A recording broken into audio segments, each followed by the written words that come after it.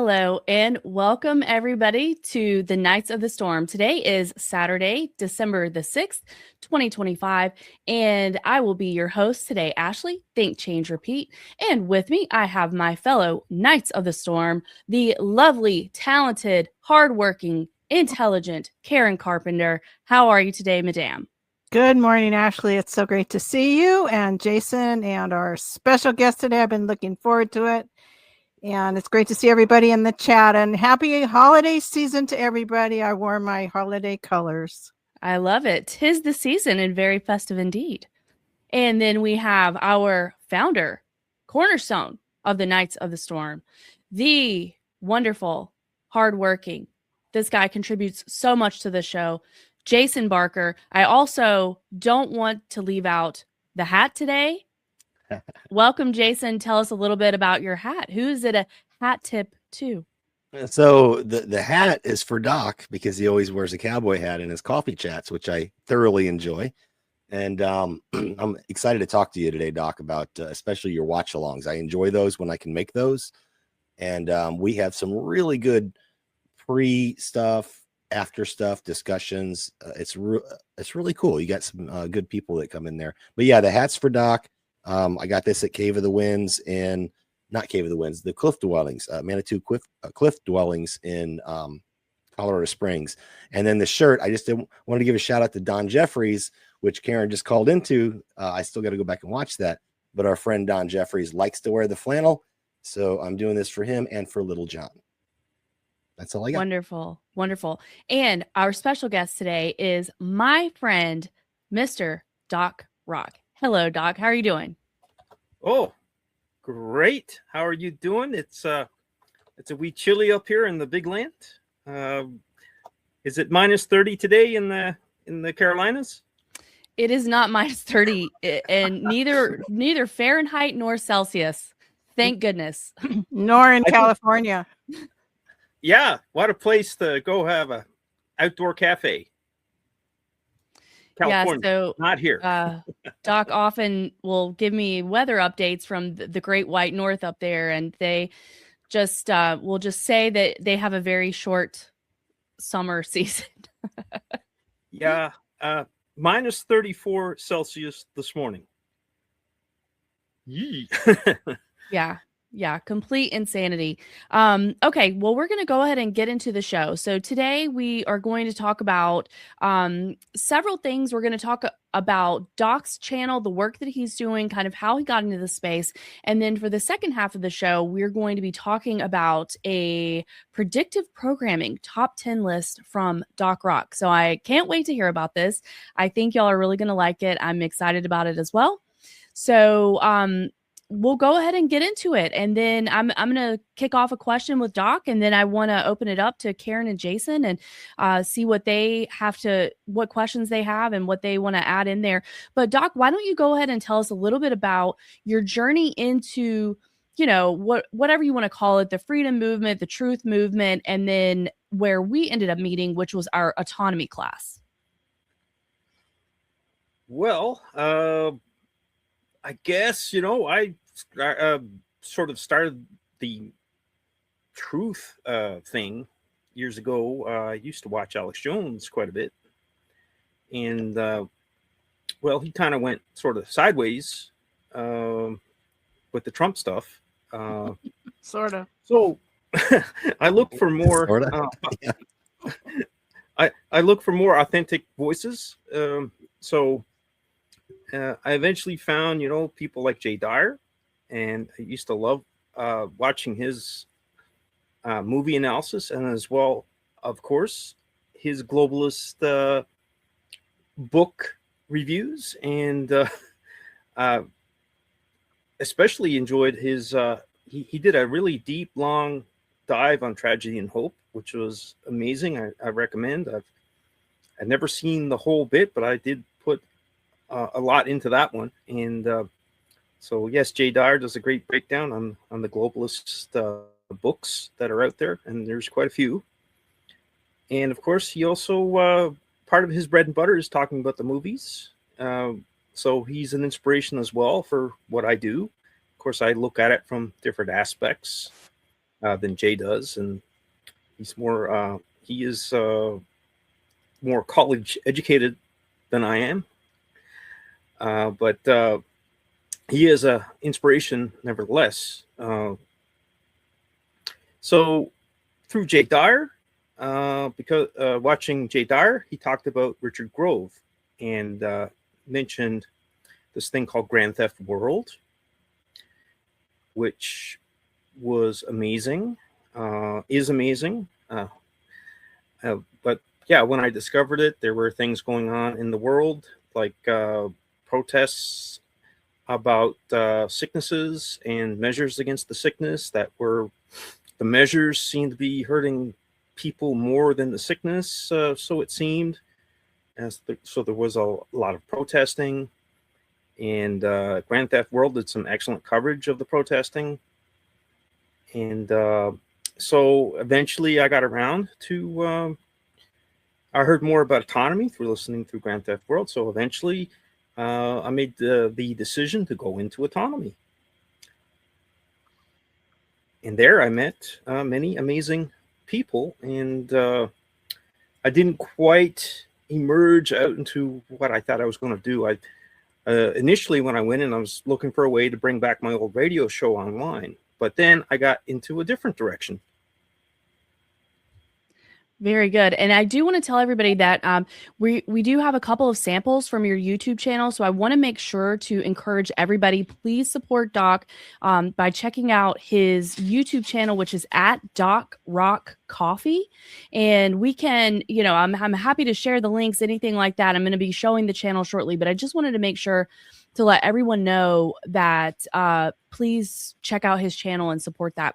So before, and maybe Karen and Jason will touch on this a bit too, but I do want to get into kind of your video editing and how that came to be. And I know Jason has a question about that, but I'm going to go ahead and hand it over to Karen and see what she has to think or what she may want to ask. Okay. I agreed. I love Jay Dyer too. Some people have issues with him, but he's incredibly knowledgeable about so many topics, esoteric topics, the social engineering and the entertainment industry. And I've enjoyed his movie breakdowns of different movies or different eras of movies and how they've impacted the culture over through time. He'll do an 80s night and go through several 80s movies and how that impacted the culture. And I find his impressions, his musical impressions, just absolutely hilarious. The one he does of Scott Stapp is it just kills me. He tells, I've got that Stapp infection. It's just so I appreciate Jay Dyer too. I know some people are not real fans of his, but I appreciate his knowledge and insight. I think he's very knowledgeable in some ways. So that we have in common. And I just got my YouTube AI, which I'm totally against AI, but I got my YouTube AI summary for the year, and I'm the curious mind, it says I am, but my award is the person most likely to decode the meaning of the hidden meaning of the latest viral meme. So I think that kind of indicates I watch a lot of material that digs into the culture and to the meaning of pop events and social engineering, but I usually don't even see the latest memes. So that is a mistake. And so those are just some comments I had. It's great to see you. And you're also, I know you're well familiar with California. So we have that in common too. Yeah, I think somehow California is like my spiritual home. I think, I definitely should be having an outdoor cafe there somewhere. Absolutely. Oh, yeah. We should have a Club Breckie there. And, I think aliens and Sasquatch will be dropping by all the time. Indeed, I have no doubt. Absolutely. All right. In California. Jason, what about you? What do you think? Well, first off, I think that if Angus Mustang, which was also a co-host of the show for about a year or more, would love to have you if he ever fires up his Event Horizon again. Yeah. That'd be great. I think you'd be great on there. But I have a couple questions, if that's okay, Ashley. Okay, so the first thing is Doc. Where does the nickname come from? Doc Rock. Tell us about that. Okay, so back in the late 90s, I was looking to host a radio show here on community radio. It was called The Flip Side. It was a hard rock, heavy metal show. And like everything I do, had some unusual presentation aspects to it. And I decided that I wanted to have a code name to go on the radio, because there was another popular DJ here who played Newfie music and country music, and she called herself Jiggy Jig, and she was quite the sensation. And I thought, I need to have a nickname as well. So the first one that popped into mind was Metal Mike. And Metal Mike, I think there must be 5,000 Metal Mikes out there doing hard rock radio of different types. So then the second name that popped into mind was Doc Rock. That was the second name, and that sounded so cool. It was the second name that popped in my mind. And I said, yeah, this is it. This is the name to go with. And yeah, that's how I came up with the name. It's just brainstorming to get ready to present that radio show at that time in, I think it was like March of 1997. So most people who know me locally here call me Doc. Nice. Well, that's pretty cool. I think Doc Rock is better than Metal Mike, because I found this out the hard way. If you get something that's very popular, you will never be found on the internet, and which could be a good thing or a bad thing, depending on if you want to be found. But sometimes you don't want to be found. Right. And I do check for notoriety on us, because there are some concerns that won't talk about, but you want the right people to find the message. And I found out that Knights of the Storm was actually taken by a motorcycle club, which they're a charitable organization. And I've actually reached out to them to see if they would come on our show, because many people have emailed them by mistake, and they're probably wondering what the heck's going on. Like, why are we getting stuff on, can we get to the moon, or all these other topics that we sometimes talk on, or, a viral theory or whatever. They're probably kind of like weirded out by that. So I have reached out to them. Hopefully we can get them on. It'd be a fun show.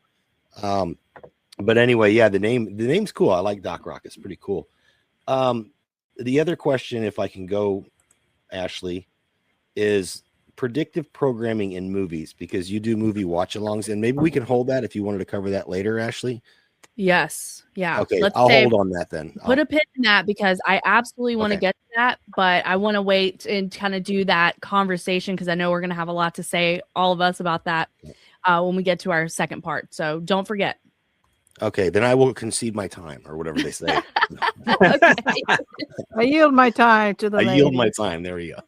Well, Jason, you did say you wanted to ask Doc about his editing software. So before he answers that question, I wanted Doc to talk to us a little bit about so he goes into autonomy and is kind of looking for, because the basis of that is that it is an unfair playing field for us regular people out here. But you can come in, learn some skills, do some networking, and we can kind of take our fate into our own hands. And there's a lot of different ways that we can do that. One of them is learning video editing, and there's a couple of opportunities in the program for you to do that. So one of them is for you to host their Do It Live podcast. So it's kind of already set up, so students can come in and have an opportunity to do that. And then they have some other like side classes and groups and things like that work on projects such as video editing. And this was really when Doc ended up kind of really coming into putting together the skills that he had learned. So Doc, let's talk about how that came to be, and then you can answer Jason's question about what do you use now and kind of what your process is like. Well, so within autonomy at that time, there was a fellow, professional editor, professional production guy. He used to host these edit-alongs every week. So I went into that, and he showcased a number of different software that you could use, including CapCut, Adobe, and what's that other? There's another really big one that's also used by Hollywood, but it's like there's a really good free version. But anyway, it didn't click with me at that time. Like in that first bit, it did not click with me whatsoever on editing at all and how to use the software. Kind of like OBS is to me now. It doesn't click with me, so I don't use it.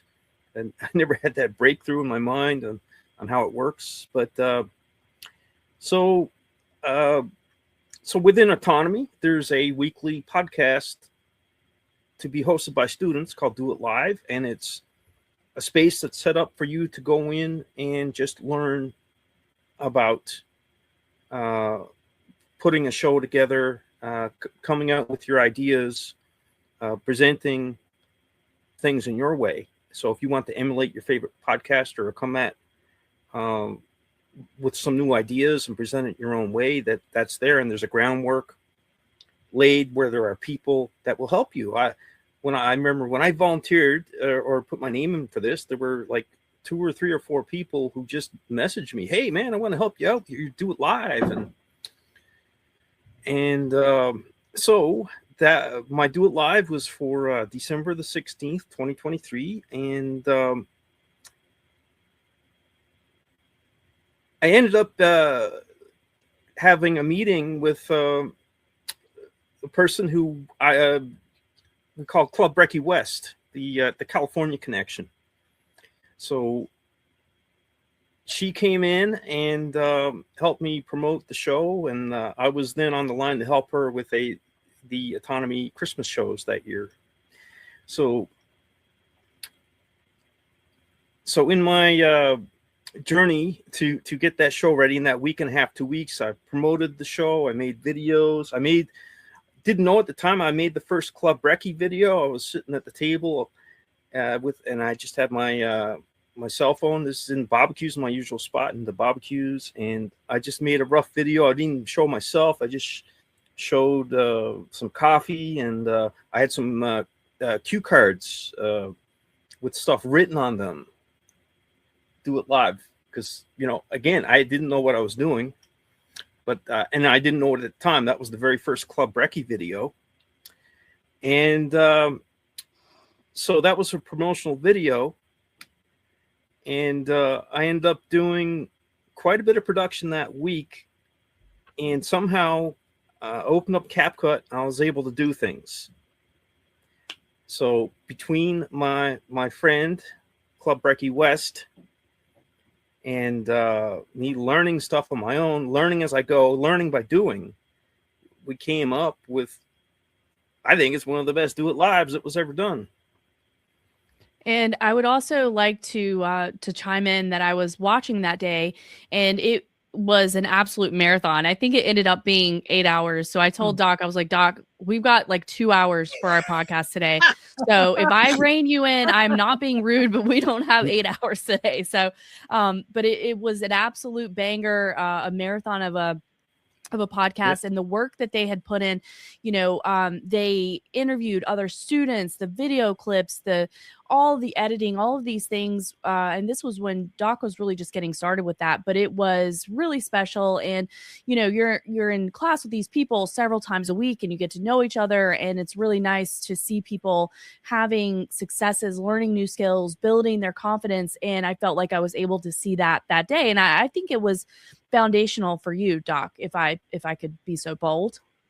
Yes, absolutely it was, because that initial year in Autonomy was meeting up with so many good people, finding my people.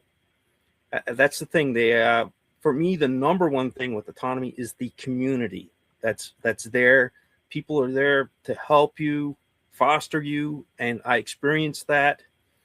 And you make connections with people. I've got, lasting friendships from there, right? Like yourself and Club Brecky West, right?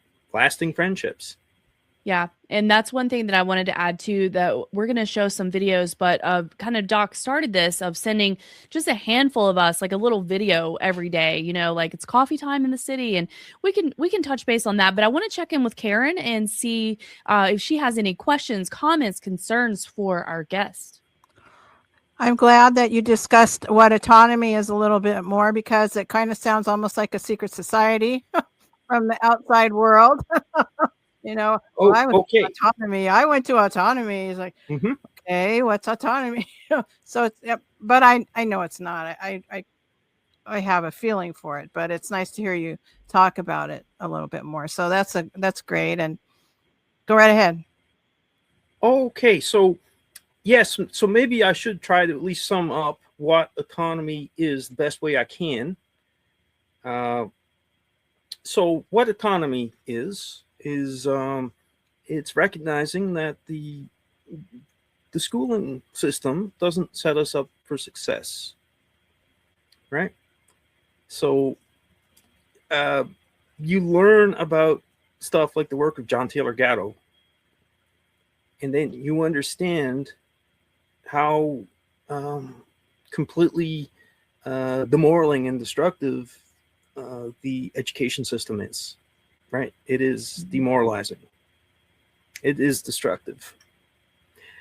And so as well, it's about changing your mindset and getting you to take stock of the skills you have that you might not think are important. But what you find is you really do have a lot of great skills that can present value on the marketplace of ideas. So for me, it's the creativity and attempts at humor. And sometimes I can make people have a little snicker and chuckle. But yeah, it's about learning to learn, unlearning the old system, and learning to learn for yourself, learning to network with people, right? Learning about interviewing, how important the interview skill is, right? And there is a big emphasis on sales as well. So, and one of the key takeaways though is when you're selling, don't be selling. You're looking to find solutions for people, to help people. That's what you're trying to do. You're not trying to sell. So that's there's a good emphasis on ethics in autonomy. So it's a true to the principles of John Taylor Gatto. It's you learning in your own way at your own speed. It's basically learning that's to me, it's structured like the principles of John Taylor Gatto. Do what interests you and go for that.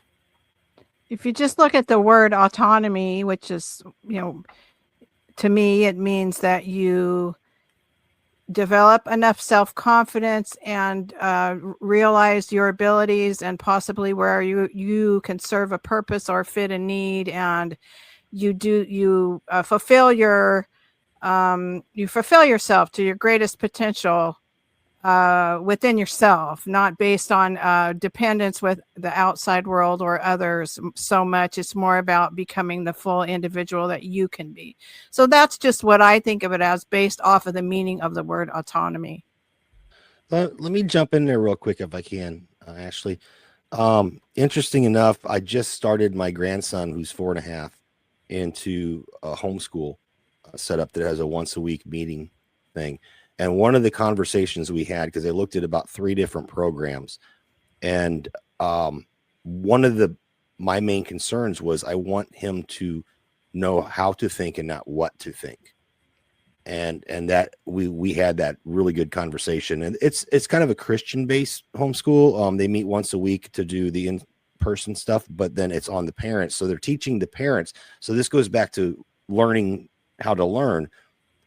The parents actually attend that once a week to learn how to teach their children how to think, not what to think. And I'm sure Karen can appreciate this as a former school teacher.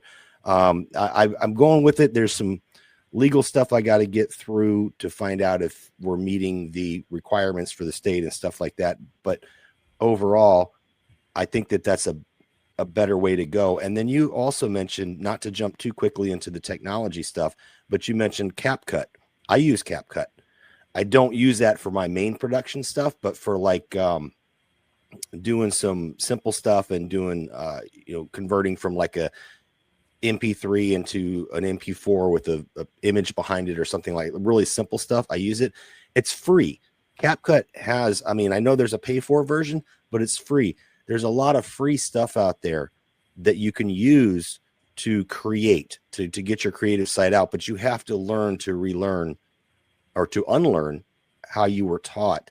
Most people that want to get into this kind of business will go and buy that expensive software and now it's all moved to an annual or a monthly basis, like a subscription model. But there are ways to do this if you're willing to unlearn that mindset and learn again. You can actually do some amazing things. And I really enjoy what, your coffee chats and stuff like that. They're kind of cool. It's just you're sharing some stuff, you're sharing some good spirit.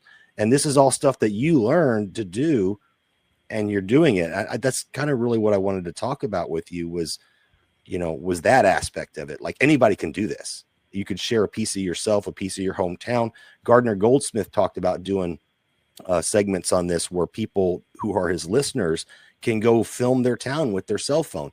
They don't know where to start though, but that would be great to see. And you shared, I think it was you that shared that Missouri trip with me. Was that you, Doc?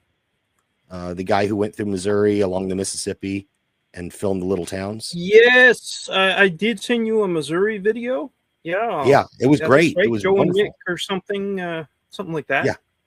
Yeah, that was. Yeah, I end up seeing that all the time in different areas. So some of those are quite sad because you can see all these towns just falling apart. But it is a good, honest look at the way things are in different areas of America, and a lot of it's very heartwarming. At the same time, you look at some of the areas he goes through, and it's very distressing. Yeah. Well, I mean, that's the kind of stuff that anybody can do if they wanted to contribute something more than Fox News or CNN talking points. Yeah. So, I really appreciate what you do. And the fact that you're kind of pointing out today in today's episode that anybody can relearn to learn. And there's free tools out there to do this kind of stuff.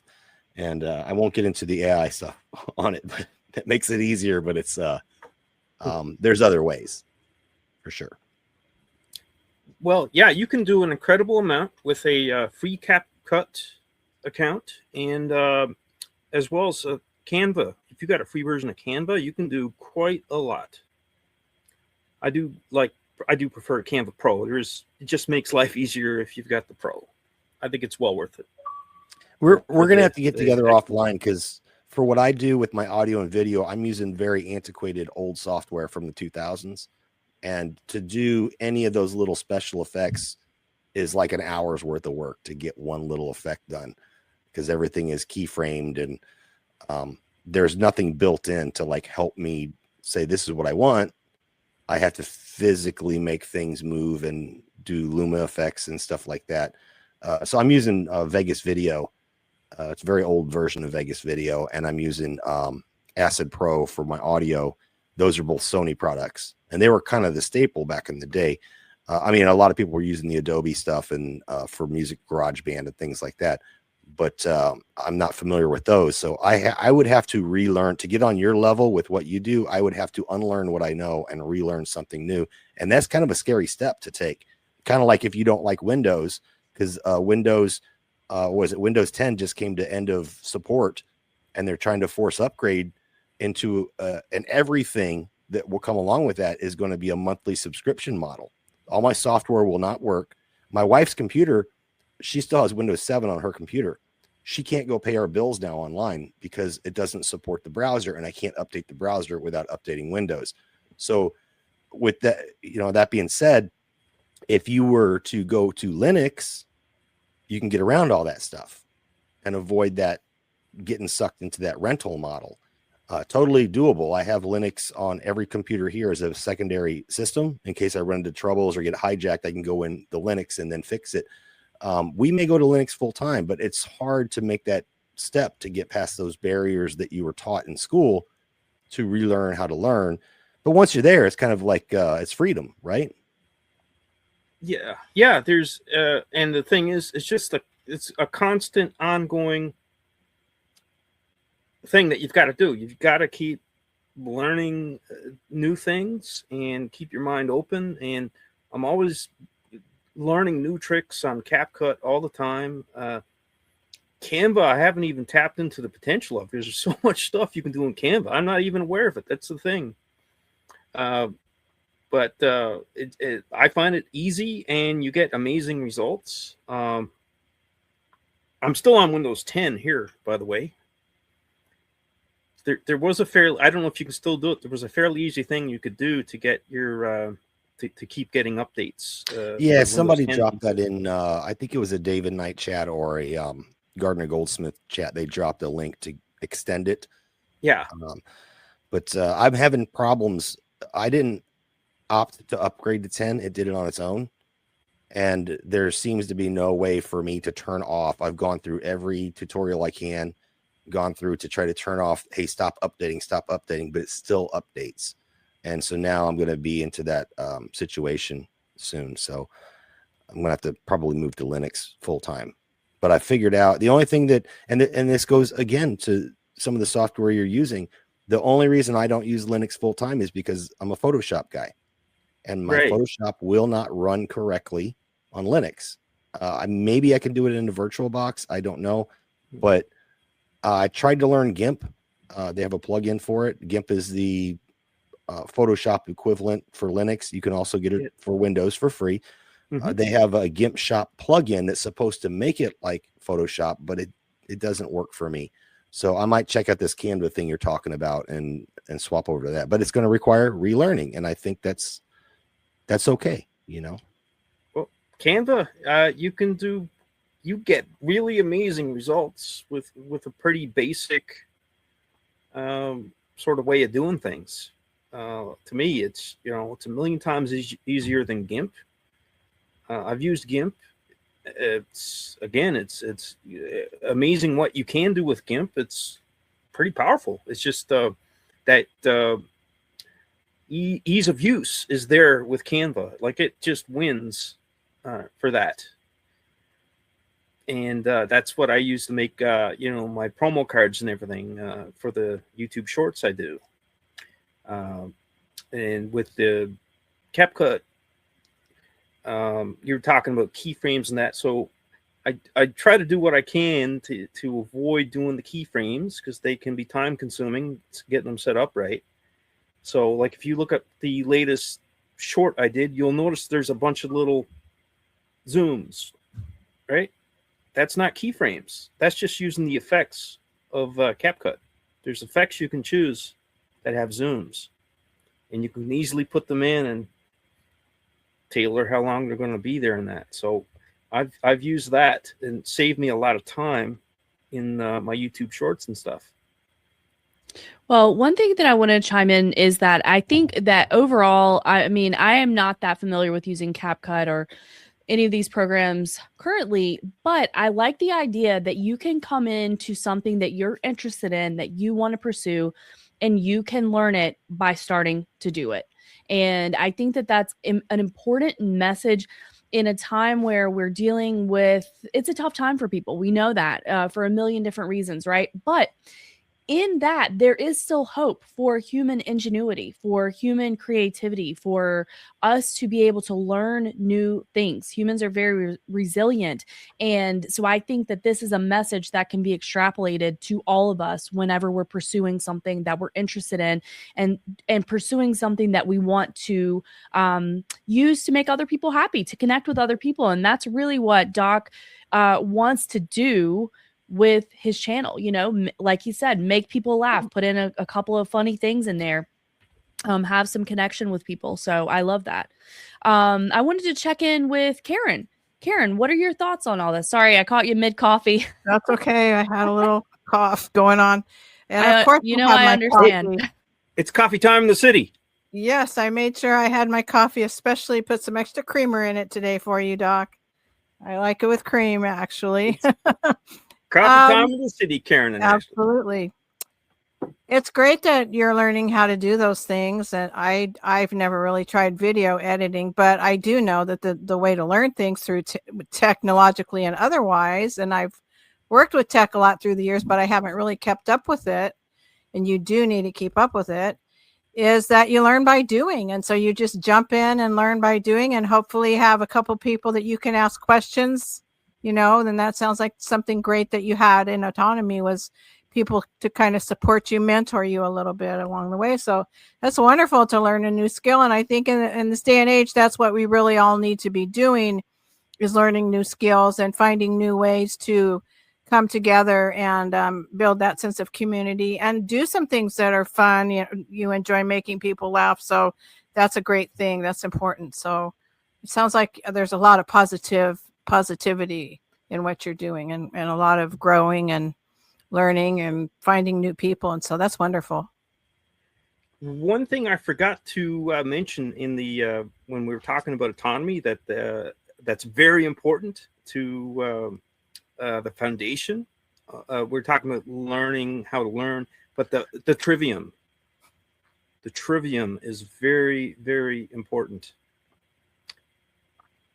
So that's looking at things through the lens of grammar, logic, and rhetoric, right?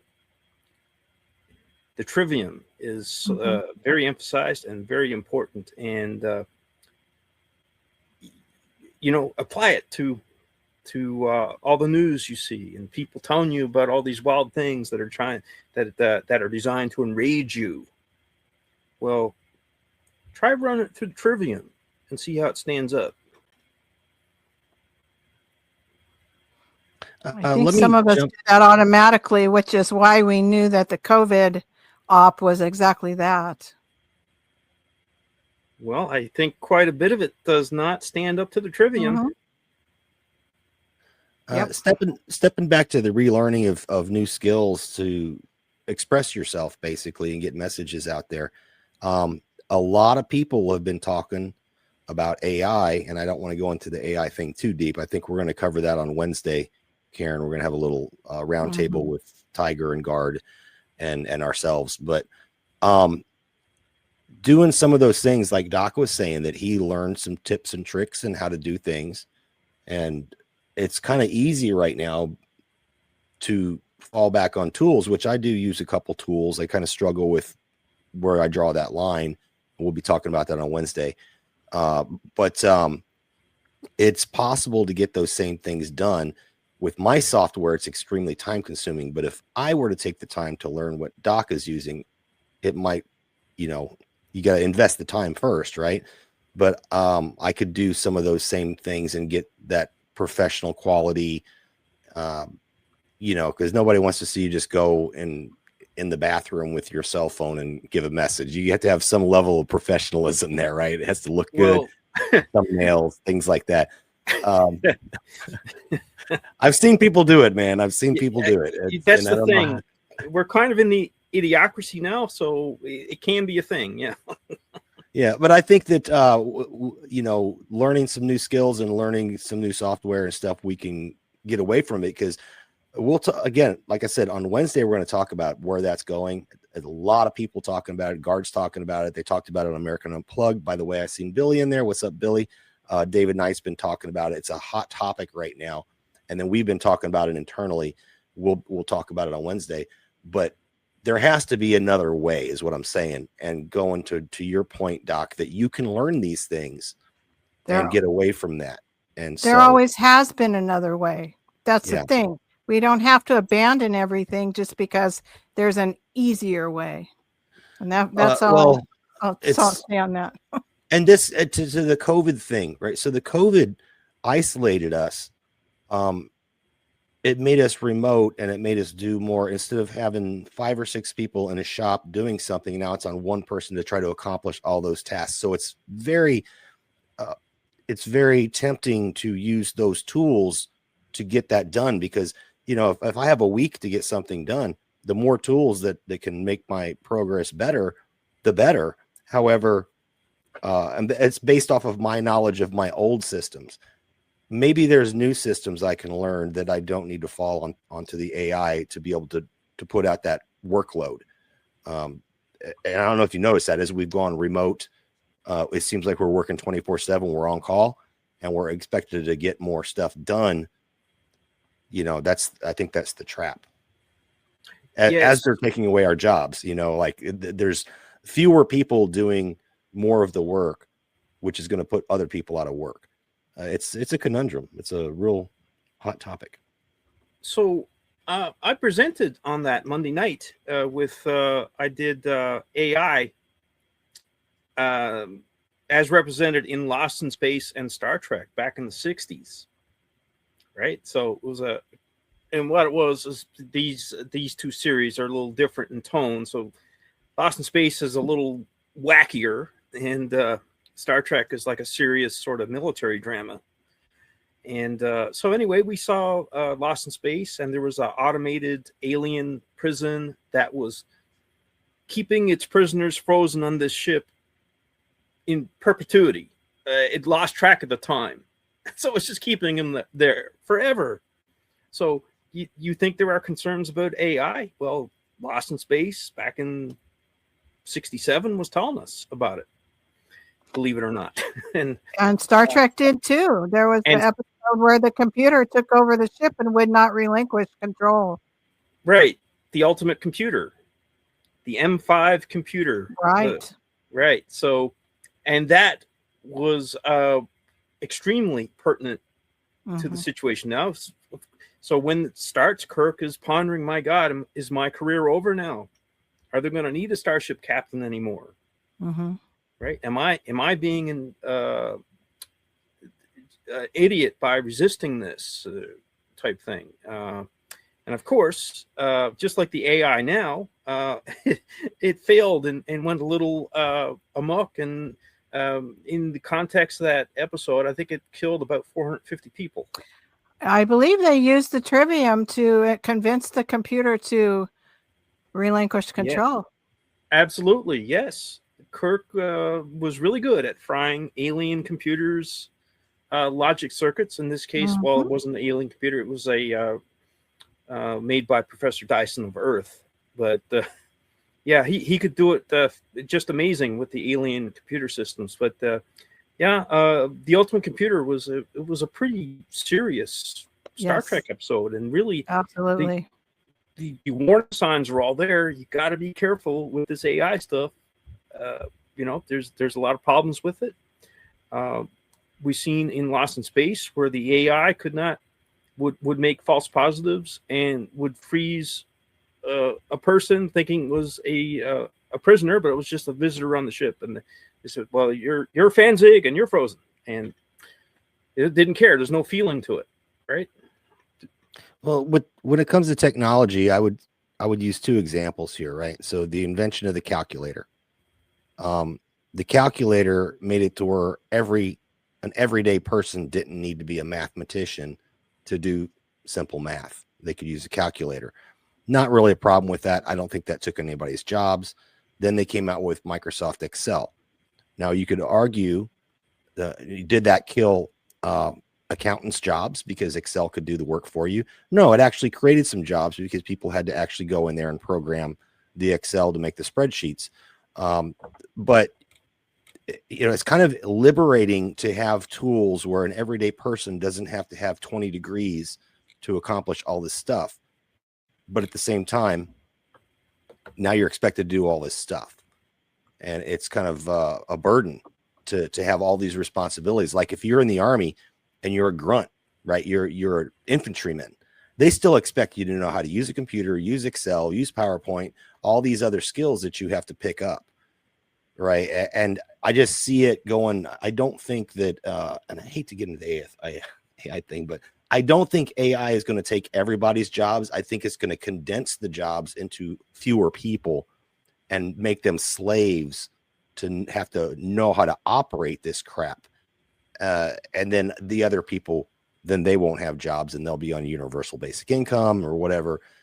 That's kind of where I see it going. And the biggest portion isn't so much on the production side or creativity side. And there's some other concerns that we'll talk about on Wednesday about that as well. But My biggest concern is on the surveillance side, because that will be completely autonomous.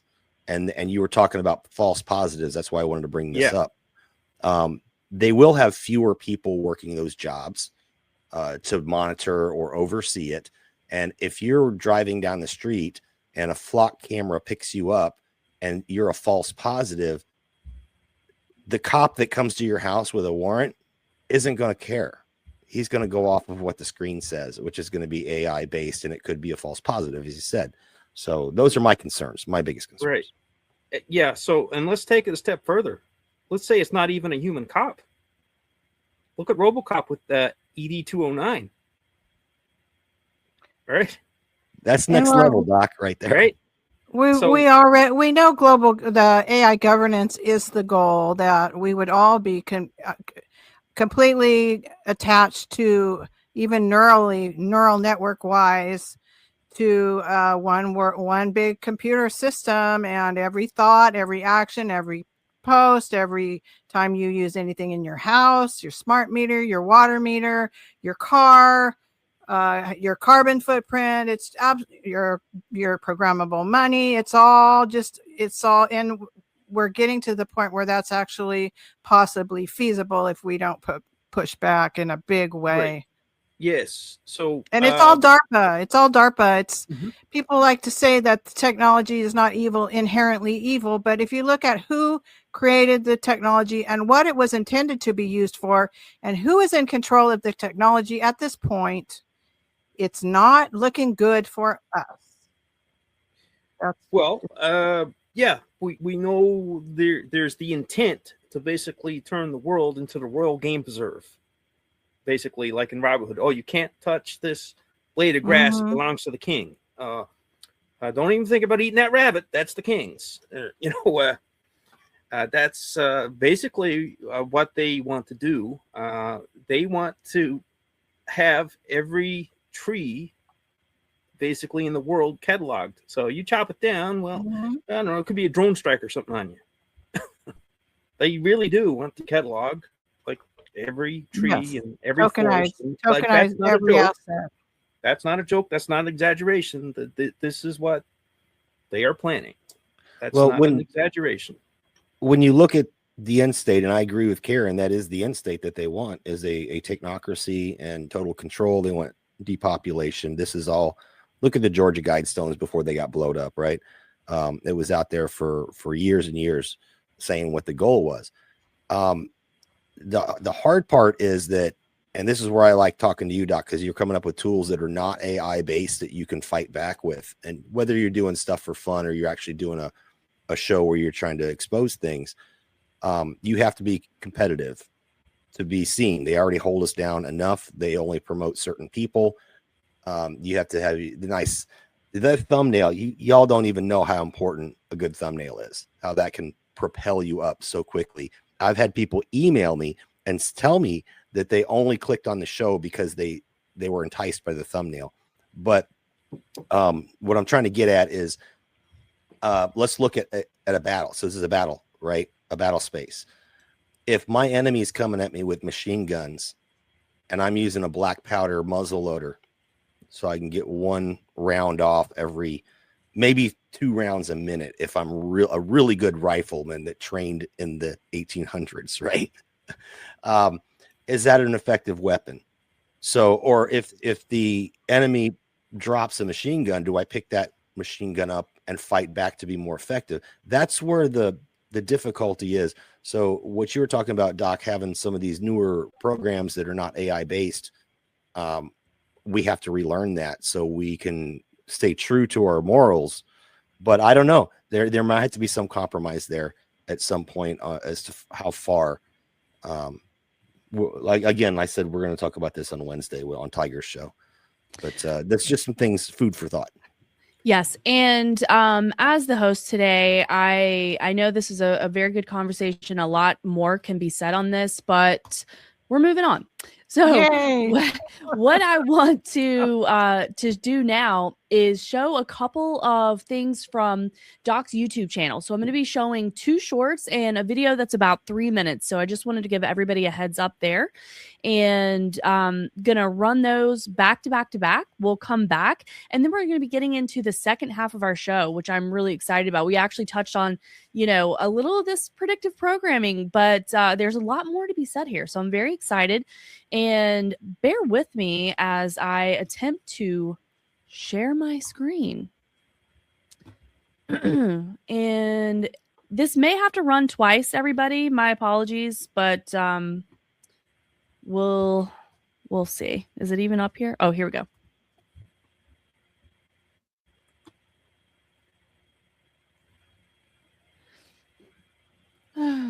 Did you share the audio, Ashley? I did, but let me try that again. Let me try that again.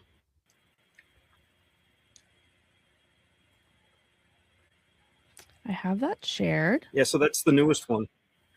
Yeah, and I'm wondering if I have it muted on here. I didn't intentionally. But while you're doing that, Ashley, I actually wanted to ask Doc one more question before we move on. The coffee chats, what is the purpose or the point? I found it interesting. I know what they're about, but for the audience, why do you do the coffee chats? Well, I'm looking to connect with people. I'm looking to bring a positivity. I'm hoping to hear from people. And of course, it is to drive people to the YouTube channel and check it out. And if they like the content, it would be god awful nice of them to drop a sub and engage the channel, do some likes and shares and stuff. That's the purpose. It's just me going unscripted. Just very little prepared, if anything. It's a bit of fun. I never imagined I'd be doing this, like, say, 2 years ago. I just couldn't imagine I'd be at all this. Yeah, I enjoy the off-the-cuff stuff. It's pretty fun. Yeah, unscripted.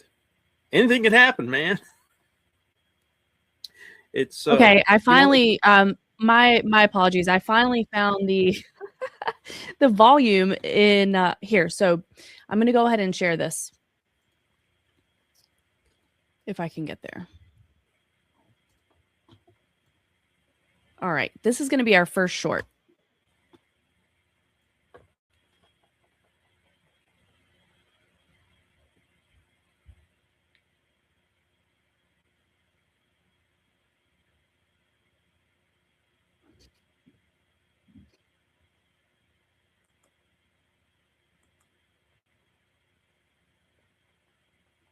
We can't see it, Ashley.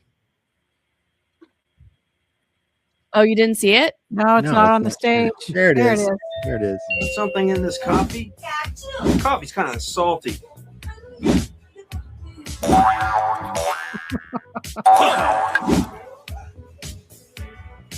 Yeah, there's a little bit of salt in this coffee.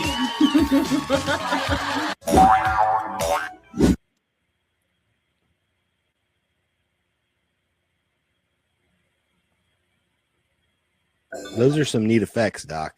That's kind of cool. Hey, thanks for dropping by to check out the video. While you're here, please be sure to like, share, subscribe, and of course, ring that bell. Yes, ring the bell. Thank you. Now, on with the video.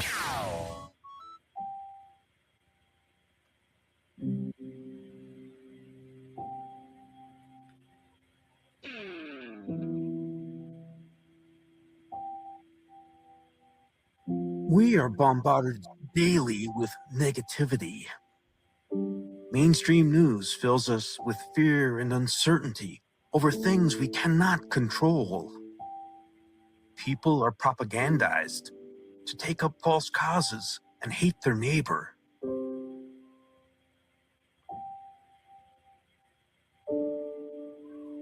Entertainment has become debased so much that salacious memes are capturing minds and draining wallets. Fuck, yeah, you're screaming that thing.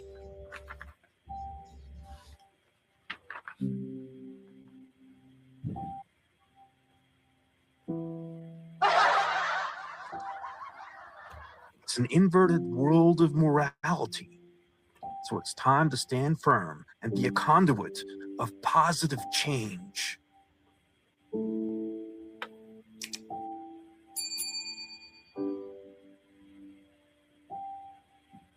One man can make a difference. One coffee can make a difference. One man and a coffee can change the world.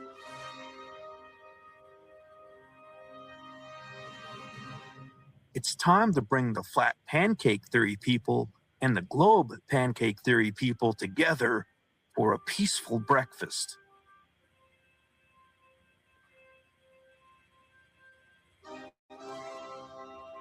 If we can come together to break bread, there's no need to break bones.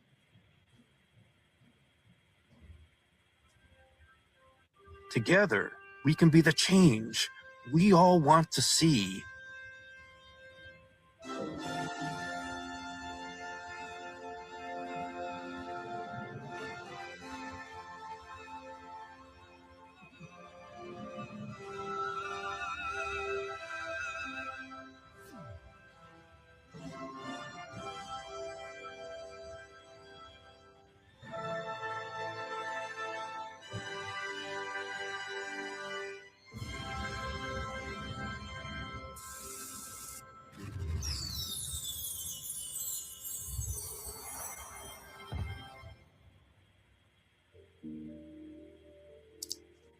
Have a great year.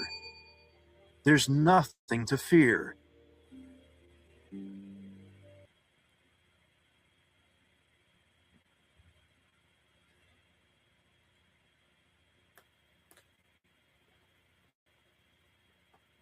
Sorry about that. I have one more to share. I thought I clicked share screen. Clearly, I'm on the struggle bus with this. Thank you for your patience. We're doing it live. Bread We're doing it live. and baby oil. Baby oil?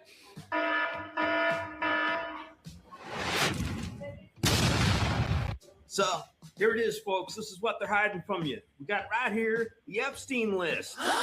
And here's what's inside. It's the Epstein grocery list.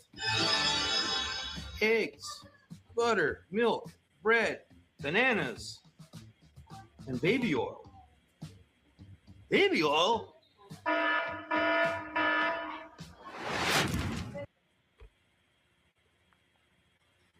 That's funny. Alrighty, so that was a nice little sampling of some of the funny skits and things like that that you'll see on Doc's YouTube channel, and I do like the flat pancake versus globe pancake people coming together, and Doc broke out his documentary narration voice for that one, which I really enjoy, and he actually has done voiceover work, so I enjoyed that one a lot, and before we move on to other things, I do want to touch base with Karen and Jason on that, but I was hoping that Jason could also share Doc's coffee, buy me a coffee link really quick before we move on. Certainly. And we can do the shout outs as well if you want to, and then they get into the movie stuff if you want. Sure. But yeah, let me just share. If you want to go check out Doc over on YouTube, it's at Doc Rock Coffee, all one word, on YouTube. On Twitter, if you want to get a hold of him, he's at Doc Rock 4 real. And then the coffee thing is buymeacoffee.com, the Docverse, the multi-Docverse. Okay, just know it's the Docverse. And there is a Discord that Doc wanted us to throw in there if you wanted to get in and chat with people. And by the way, as we get into the movie stuff, we can't do that, or he doesn't do that on air because there could be copyright issues or something like that. So we do it as a private meeting. to circumvent those problems. And we have a lot of fun watching old movies, usually some build up to it. And then there's a topic behind it. We watch the movie and then we have open discussion after. It's always a lot of fun. But yeah, the discord.com/invite email me and I'll send it to you. I just dropped I also dropped the nice. Discord invite into our chat here. So yes, if anybody has any questions, please feel free to reach out to one of us and we can get you that invite link. But yeah, so this is where Doc can, if you wanted to attend movie night, you can send him a message and we can talk a little bit about movie night before we head into our other topic. But Jason, go ahead and show our website and we can do shout outs before that. So, and I will add that Discord now that I have it, Doc. I will add it to your featured area on our website. But yeah, thenightsofthestorm.com/friends, or just click the friends button here.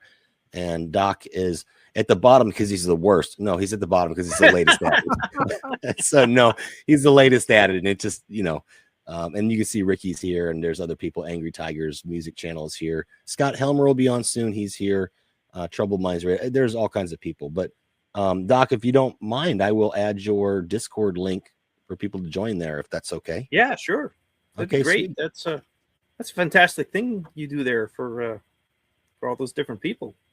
Oh, well, they're good to us too. A lot of these people have us listed on there, so it's a cross pollination of like-minded people. So we do our part over here.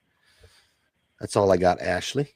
Okay, perfect. So I'm going to do our shout outs really, really quick. And I don't know, maybe we could save that for the end of the show because we'll probably have a few more people coming in. So maybe we can save shout outs and get our, of more people on that list. So before we move on, I wanted to check in with Karen and Jason to see if there's anything else that you wanted to touch base on about Doc's videos, YouTube page, anything like that, anything from the first part of the conversation, because we are about to pivot. I had one question for Doc. Are you considering doing shows where you have guests on to come talk about fun stuff or serious stuff or whatever? Ooh. Well, I'd be looking to, have guests and collaborate in future times. I'm going to be reaching out to people to, for example, maybe pre-record an interview or have them as a guest. And I don't know if these people are available or, willing to go on with small time people type thing. But example, I want to reach out to Dark Journalist to interview him about Howard Hughes to present. Tell him I sent you. To present Diamonds Are Forever, because to me that is a mind-blowing movie when you realize that the Willard White character is Howard Hughes, and it ties into the it's alleged in the real world that the CIA sort of took over Hughes Aerospace and did nefarious things allegedly. So the movie was a mirror to supposedly real life things going on. So I would like to talk to Dark Journalist about that, and maybe some type of a pre-recorded interview or something if he's open to it. So that'll be, I guess, coming up in the new year. And I do have a couple of Bond movies coming in December. On Her Majesty's Secret Service and You Only Live Twice, and that's to help set the stage for the audience to get to Diamonds Are Forever. Love it. Karen, what about you? Dark Journalist had a great show last night. I like Dark Journalist. I haven't caught him lately, but I do like Dark Journalist, and I seem to remember hearing your name quite often. Quite a lot, yes. Miss Olivia would give the shout outs and the questions. Yes, I through years I remember your name. Miss Olivia, actually, DJ told her to quit asking so many of my questions. So she got a little hand slap. But I enjoy it. I enjoy it a lot. And it's great people there. Dr. Farrell, Joseph P. Farrell's there sometimes, and Walter Bosley. And it's just really, I enjoy the intellectual stimulation and the woo-woo topics. Yeah. I wanted to say I enjoy your puns. your play on words. I enjoy that a lot. That's my dad was very well read and just really an astute man, very dry humor, and the puns just never stopped at my house. So I really enjoy that in your work. Yeah, it's all work and no play. We got to have fun. Right. Perfect. All right. So we are pivoting into the second part of our show today. I'm really excited about this. So we are going to be talking about Doc's top 10 of predictive programming. But before we get there, I want Doc to tell us a little bit about what excuse me, what movie night entails. So Jason has touched base on this a little bit, but it's kind of an event, and Doc makes sure that it's an event. So he puts in a ton of work to creating a real experience and, reasons for showing everything that he shows. So Doc, talk to us a little bit about what goes into movie night, what you present, what your schedule looks like, and then we're going to get into our other topic. So currently I host on average 2 events a week. One's usually Monday night, and tonight we got Shenandoah, and that's a special one. It's very special. I presented Shenandoah earlier this year, by the way, to great response and backed by popular demand.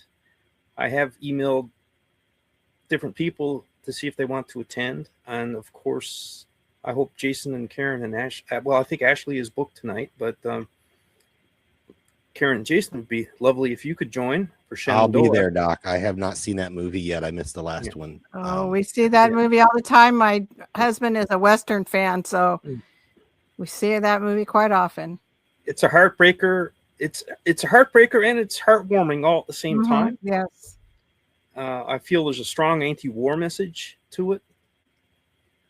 It's well made, and it's extremely pertinent to our current situation right now. Right, people need to look at some of this and see how it applies. Well, number one, you don't want civil war. You don't want it. Don't take it. Right?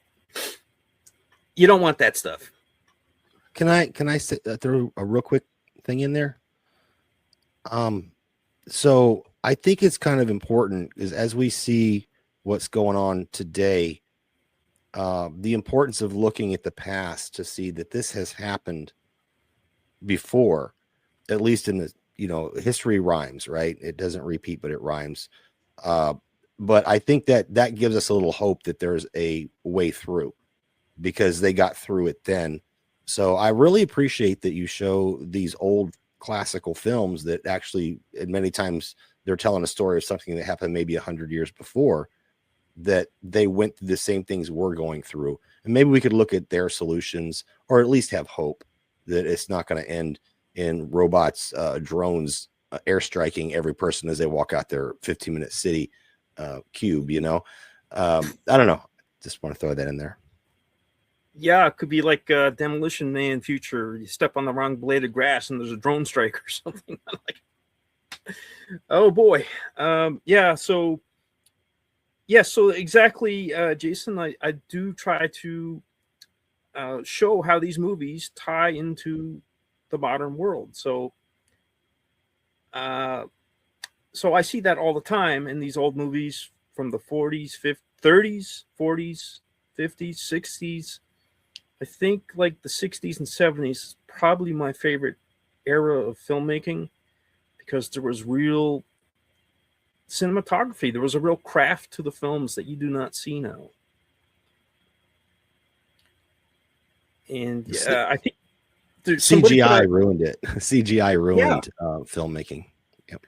Yeah, instead of just enhancing a movie, it's almost destroyed filmmaking in many ways. So you see movies like Raiders of the Lost Ark as an example. I don't think there would be any chance it would turn out that good today. If that movie was going to be made today, I think it would be unremarkable.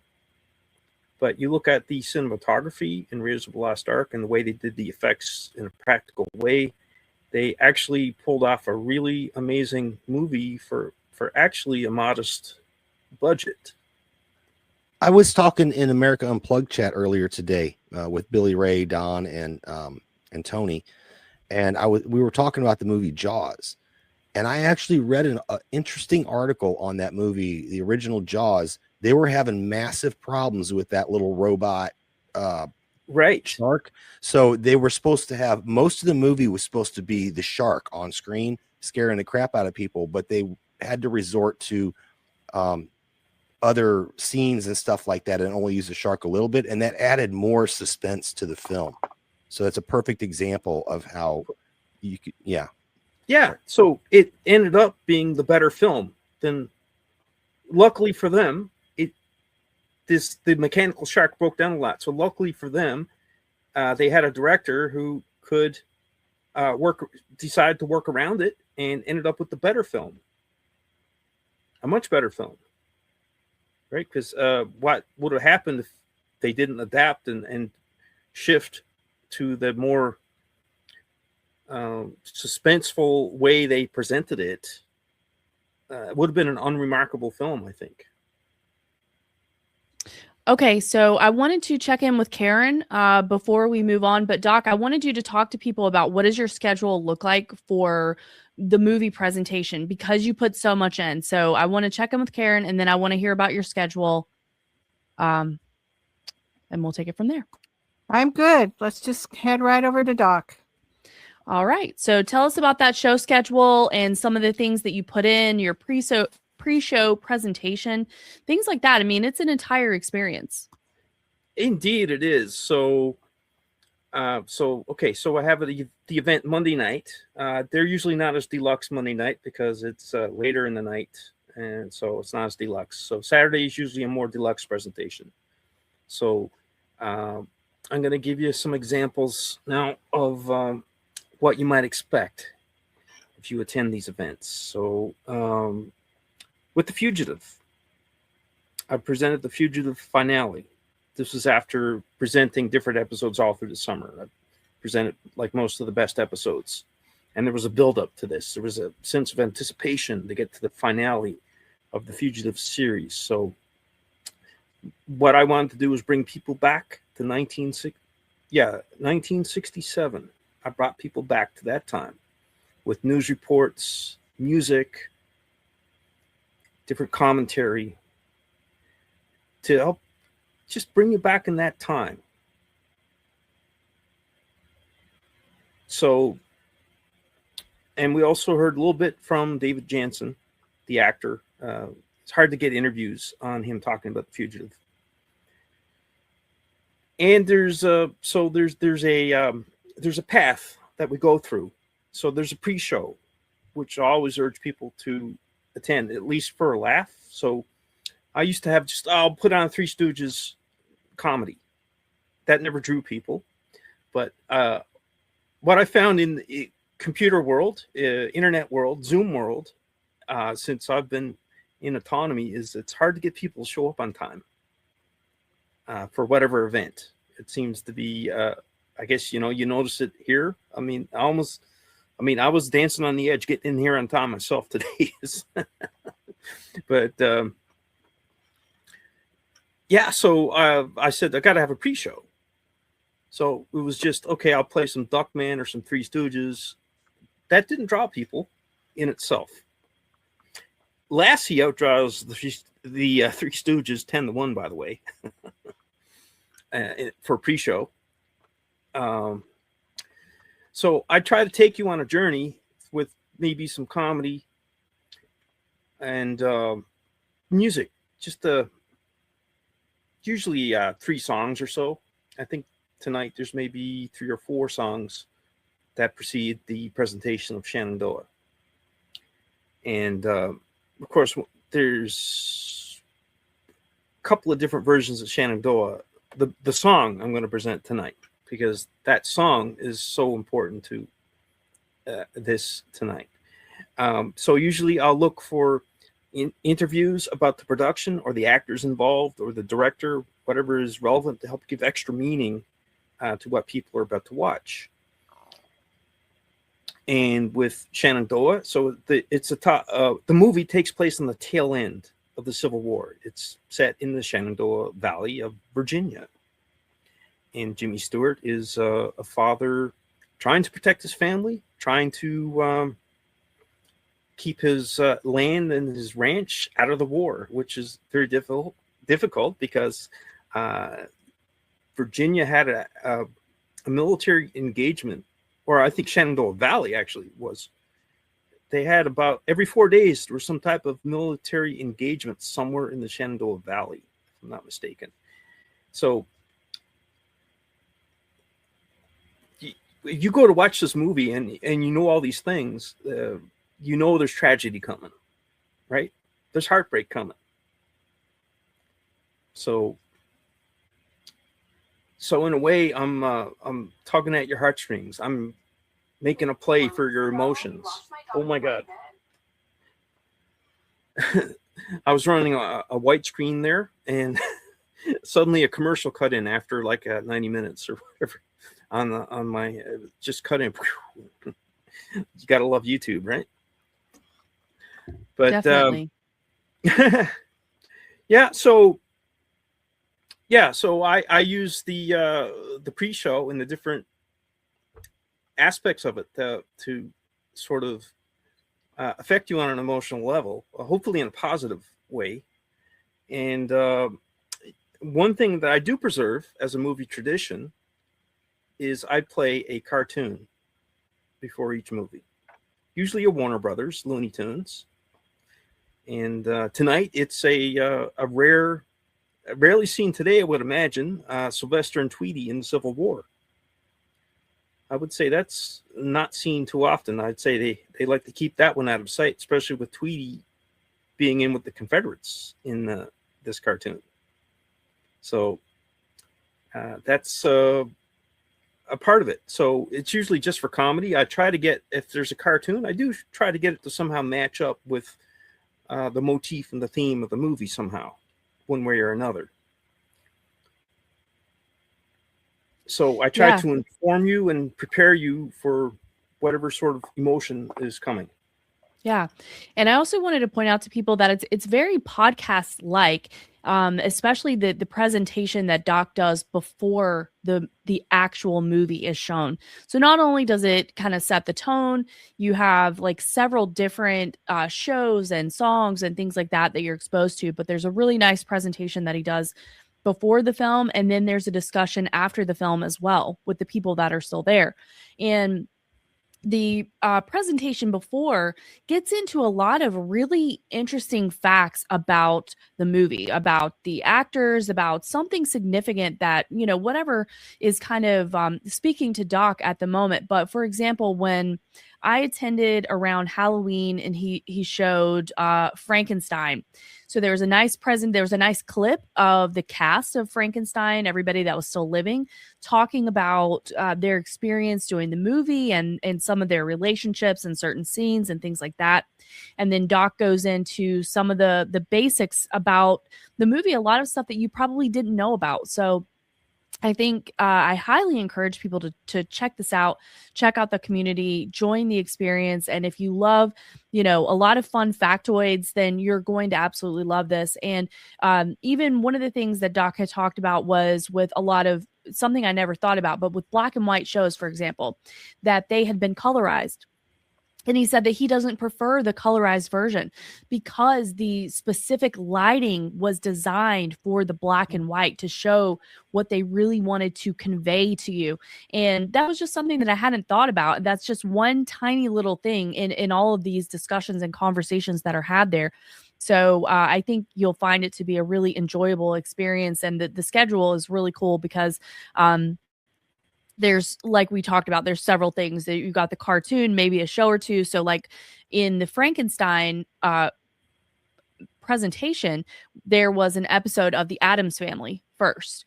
That was in there. That was a lot of fun as well. It was Lurch Learning to Dance. So just wanted to let everybody know that there's really a lot of work that goes into this. Doc does a great deal of study. He watches the movie. I don't even know how many times ahead of time, and the research that he puts into it. So it's really neat. And I just want to encourage everybody to join in, you know? And yeah, go ahead, Jason. I just got a fun fact for everybody. I Love Lucy, Lucille Ball and her show. I Love Lucy. That set, you talk about lighting, that set was actually painted. It wasn't a set that was like a normal house. It was actually painted in shades of gray to make the lighting correct for the screen. It must have been a morbid sight to walk into the set, right? Onto the studio and see all this gray everywhere. Almost looks like today everything's gray and concrete and ugly and square. But that's an interesting point, Doc, that you would use the older ones because that's what the lighting was designed for, and the sets were designed for that as well. So a fun fact to throw in there. That's it. You know, set dressing is also an interesting thing. One of the Cassidy brothers, you know, Sean Cassidy, David Cassidy, and then there's another Cassidy, the one I can't think of his name. He's a set dresser in Hollywood. And so it's his business to know the era of each television show he works on and to make sure that the details are all there. And then between scenes, he has to move the accessories and the props. And there's so much that goes into that with a period movie like Shenandoah.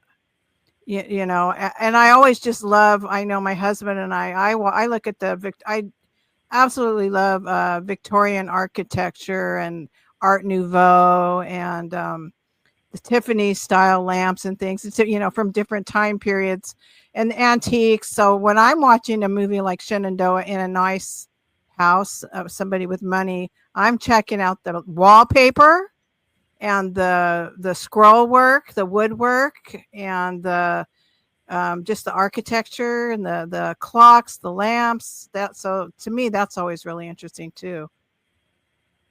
Yes, absolutely. And of course, we know that it depends on the director and the production. With someone like Stanley Kubrick, every little thing was there for a reason. Mm-hmm. Right? So there's different degrees of that through all the other different productions.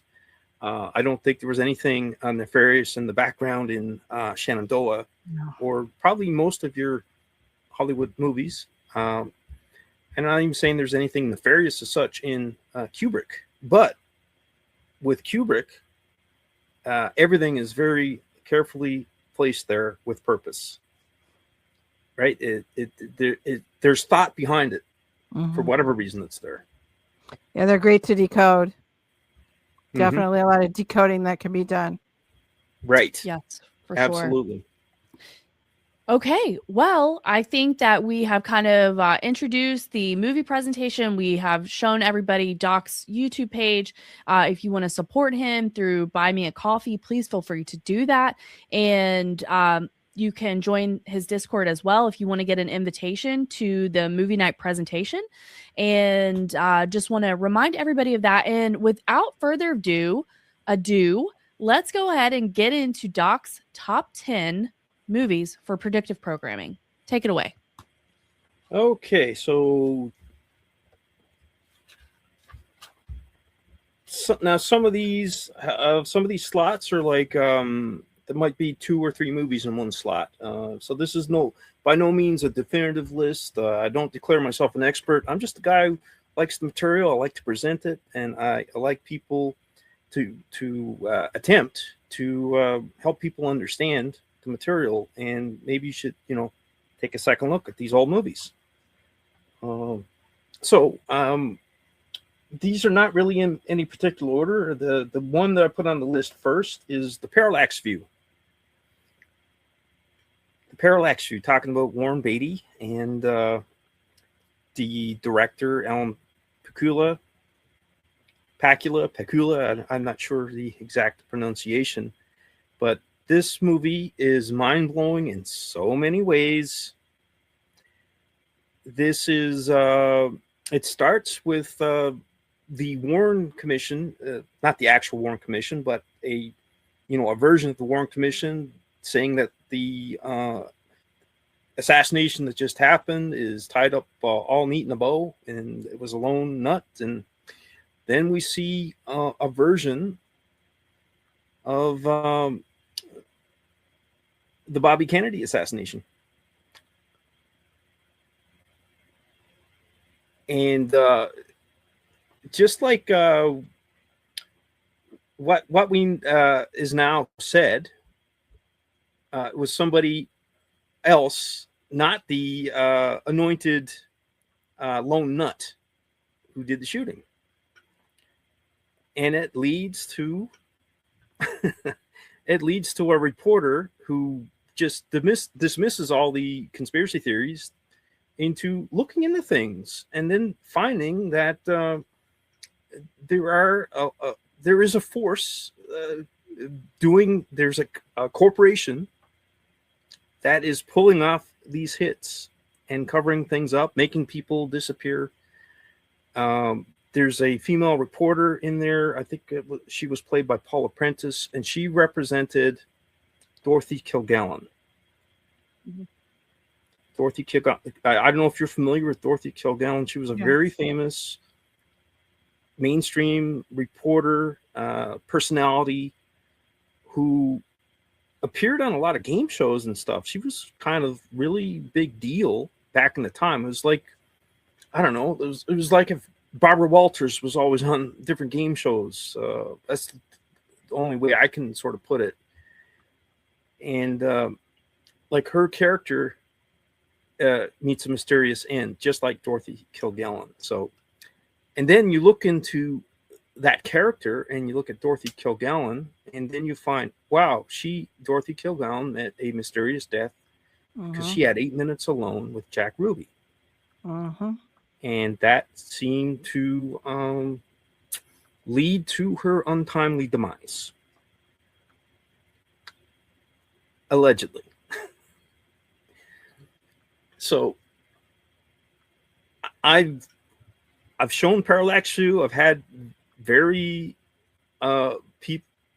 very learned people on the topic of all of this stuff, and they were amazed when I told them about Dorothy Kilgallen and that she had those 8 minutes alone with Jack Ruby that cost her life. And there is a lot, by the way, if you want to look up stuff on Dorothy Kilgallen, there's lots and lots of materials out there.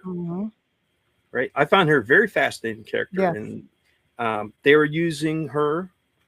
They were feeding her UFO stuff back in the 50s. She was a preeminent sort of reporter on the UFO stuff. They were really, feeding her along on that stuff. So she was up there. She was well placed and connected, but went a little too far. So Parallax View is mind blowing. The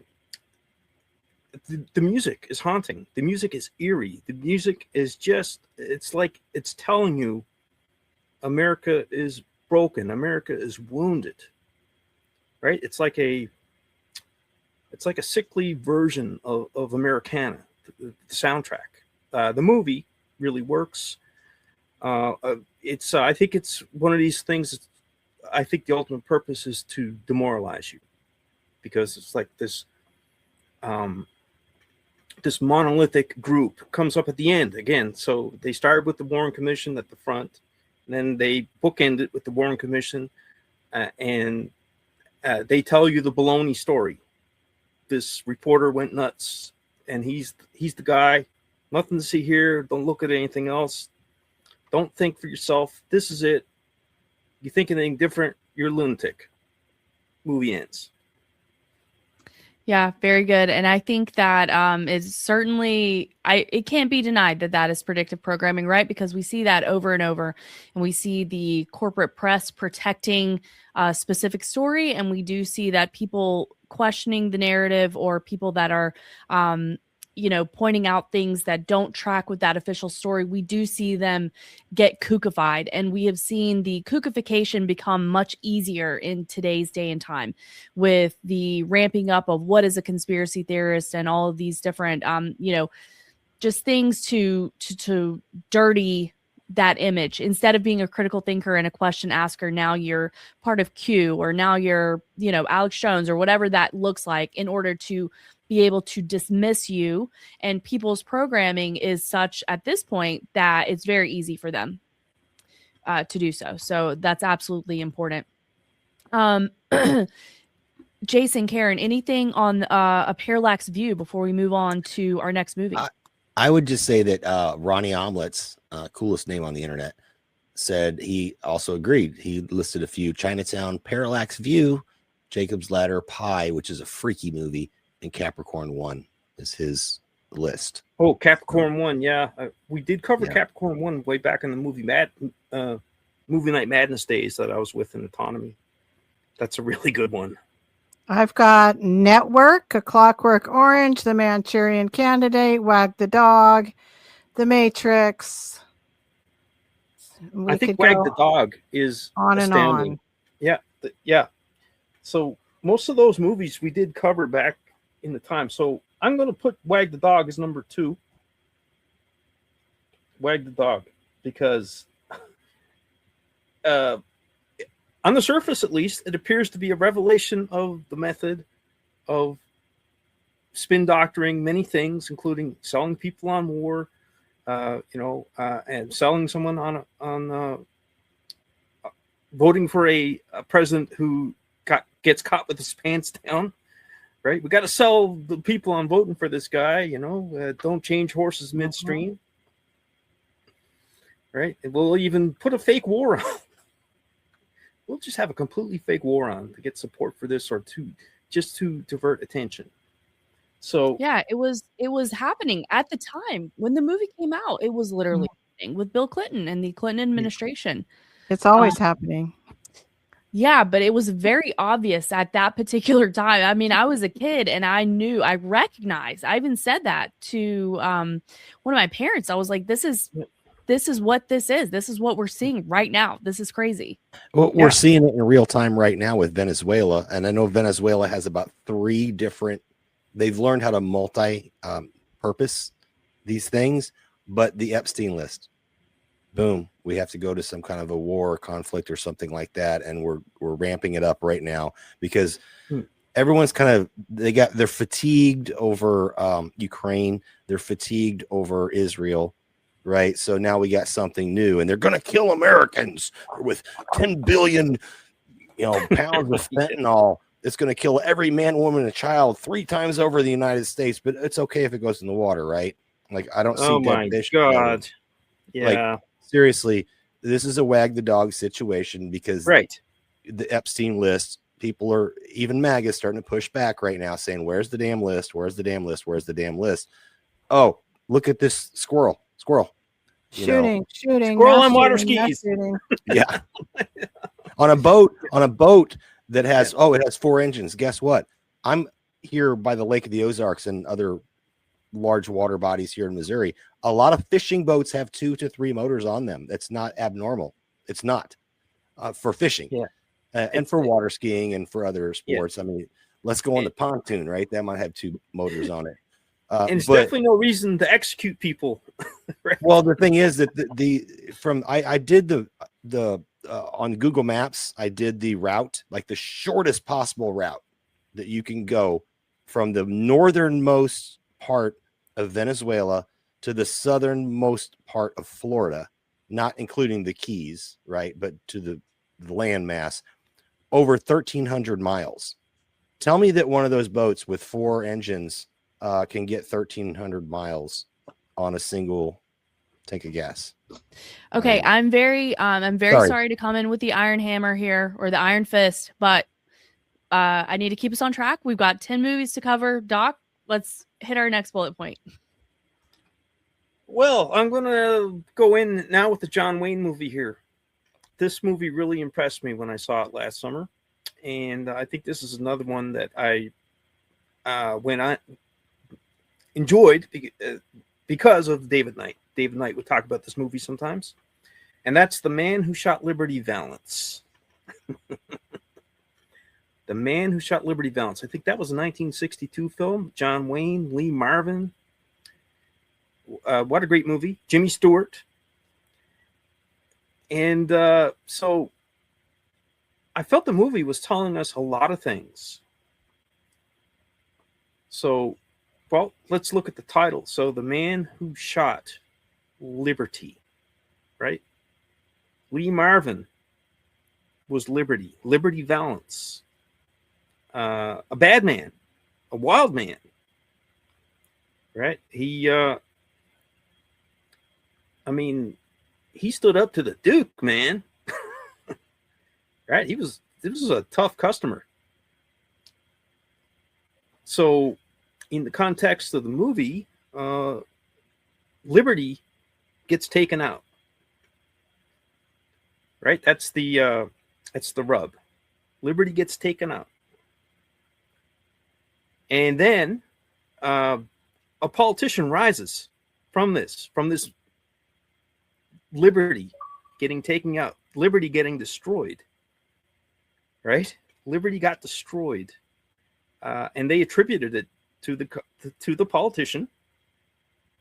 The guy who wanted to become the politician, he was a lawyer, went into politics, gets elected, and then the press get wind that the story is baloney,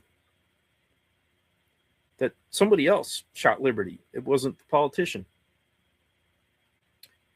And with that knowledge, they decide to keep the myth going. They want to keep the myth in perpetuity, to keep that to protect the politician. They stand down on the truth.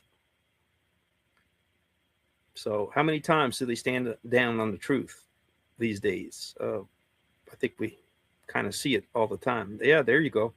What a great movie. And again, that's a black and white one. It chose to shoot on black and white. I think that was a John Ford directed movie. John Wayne was excellent. Lee Marvin was mind-blowing. He was a really bad guy. So the thing is, Liberty can be a little out of control, but we actually want to preserve our liberty, as dangerous as it could be at times. I think that's the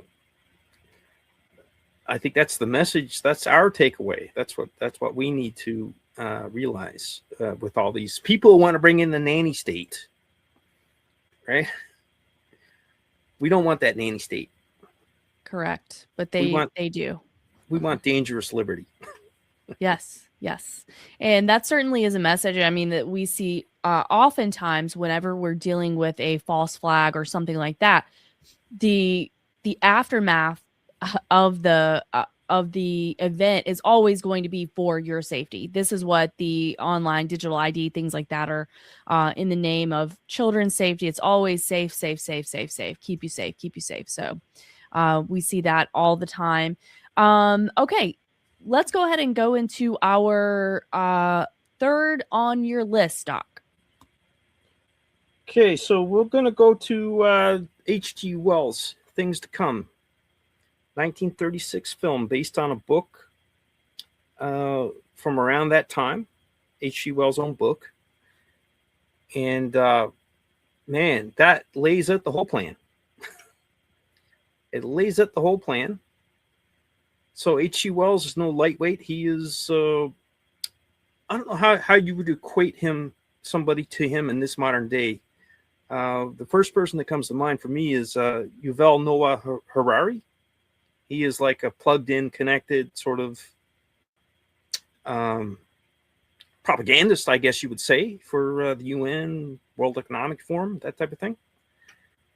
And so H.G. Wells was that equivalent, approximately, from what I understand, in that time. So this movie, so it came out in 36. So this is just before World War II. So I guess they had an idea that another big war is coming. So it starts in pre-World War II England, and the big war happens, and everything gets destroyed, and eventually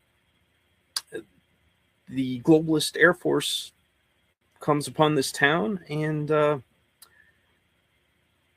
they offer them to rebuild and relocate and everything.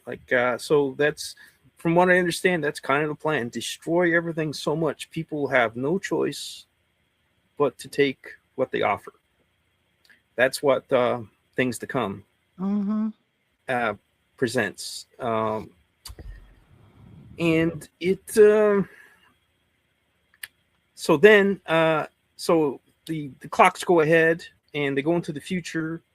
Time passes, so they're looking at sending people to the moon, shooting people out of they're not using rockets, they're shooting them with a giant gun. The space capsule is a big bullet, basically. Anyway, it's a movie, right? And yeah, it's then it's, everything is turned into a technocracy, which is pretty amazing considering how long ago this movie was. It's really, really, really insane when you look at some of the globalist talking points as far as what their plans were, what they would like to see, what their thoughts were, and how we have continued this steady march to that point.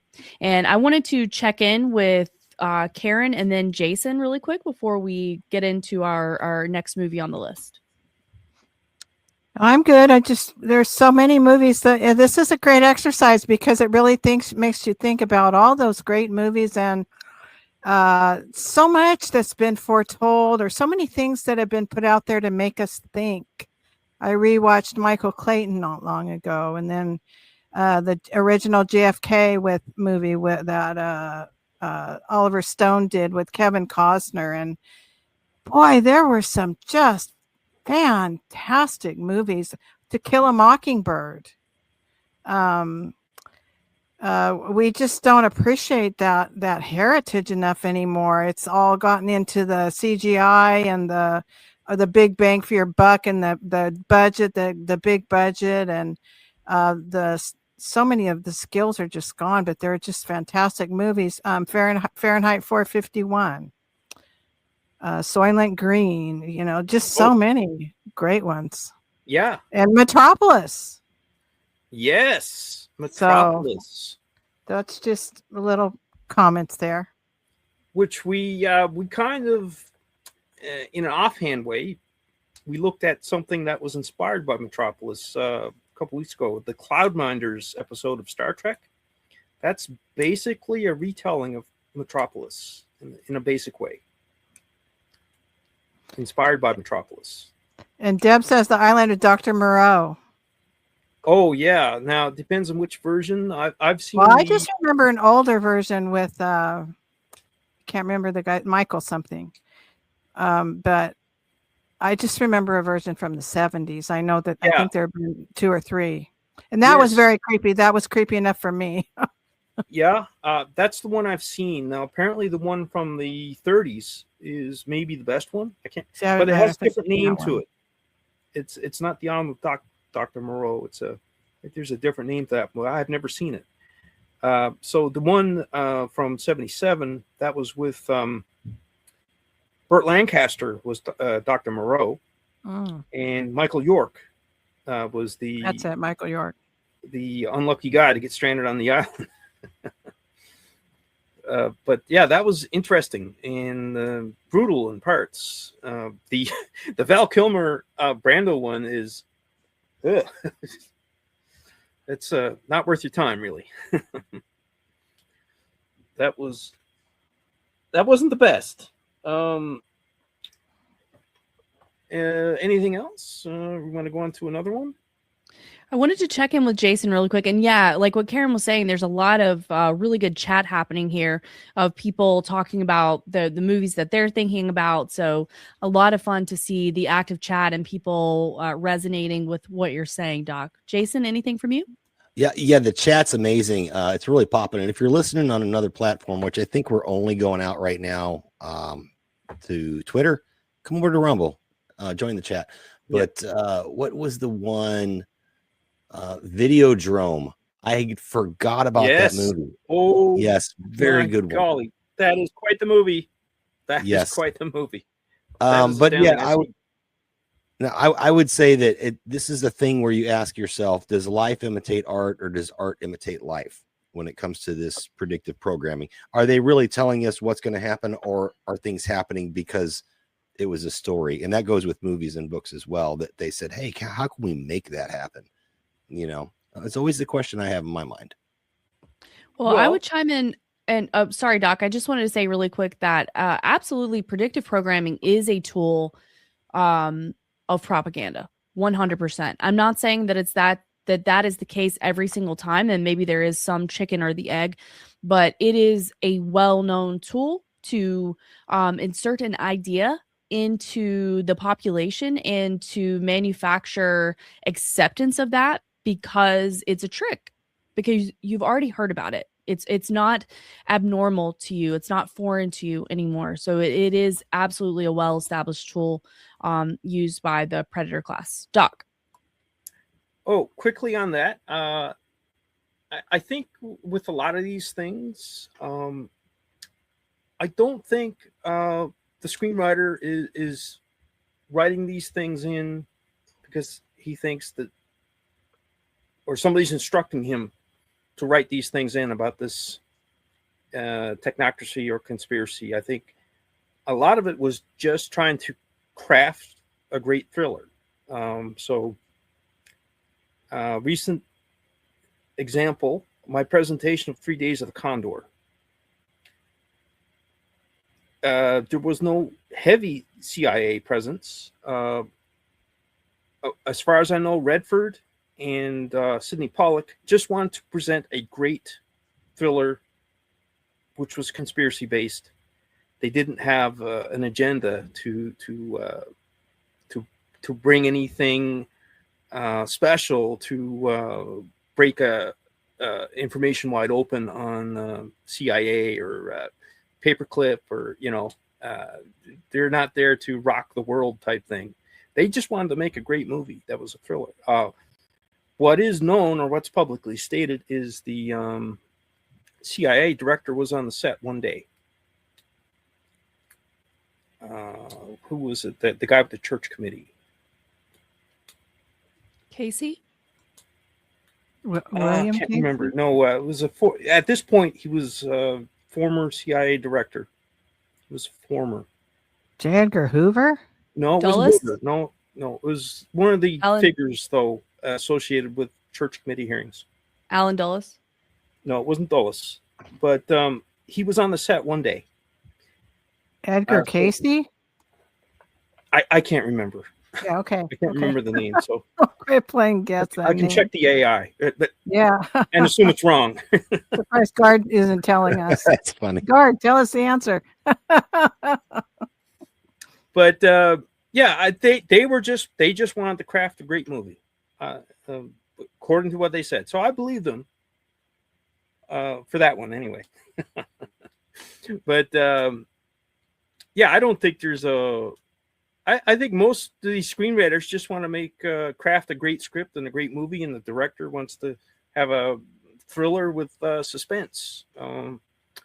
Now that goes different ways though with different movies. I think there are cases where screenwriters and production people want to sort of sneak some truth out as well, right? Yep. Yeah, I think it does happen. I think people do try to use these means to communicate that, hey, maybe you should think about this thing change your thinking on this thing, right? So then you have a movie. This is not on the list as such, but I'm just going to give an example. The Domino Principle with Gene Hackman.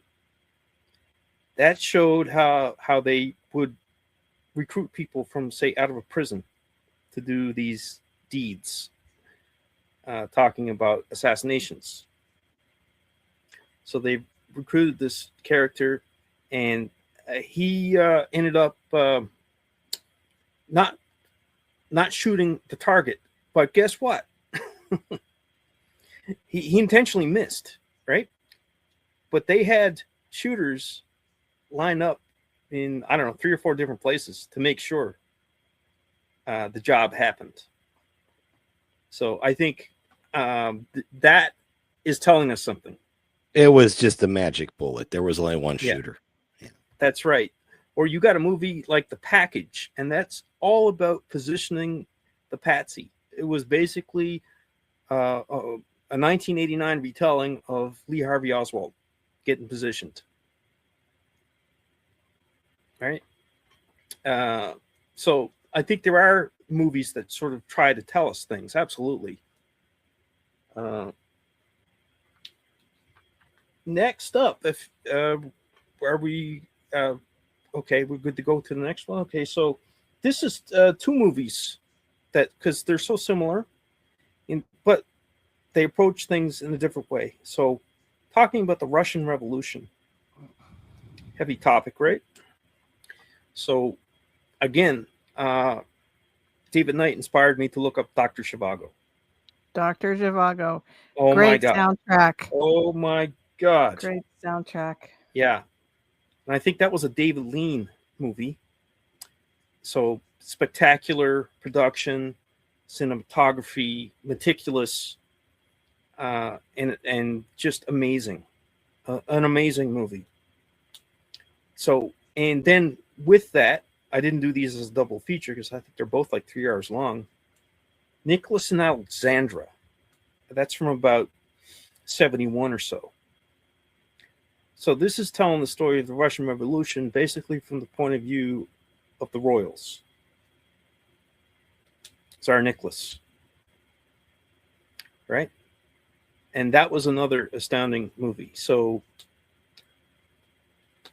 I don't know if it's really predictive programming as such, as just a warning. Right? And I wonder how people favor these systems, because they are just meat grinders. Right? Establishing the Soviet Union was a meat grinder. Right? From both sides of the point of view of Dr. Zhivago was from the point of view of a doctor. And, Omar Sharif. Right. The Omar Sharif character who comes back home and finds all these people living in his home because it's been taken over by the state type thing, taken over by the Bolsheviks.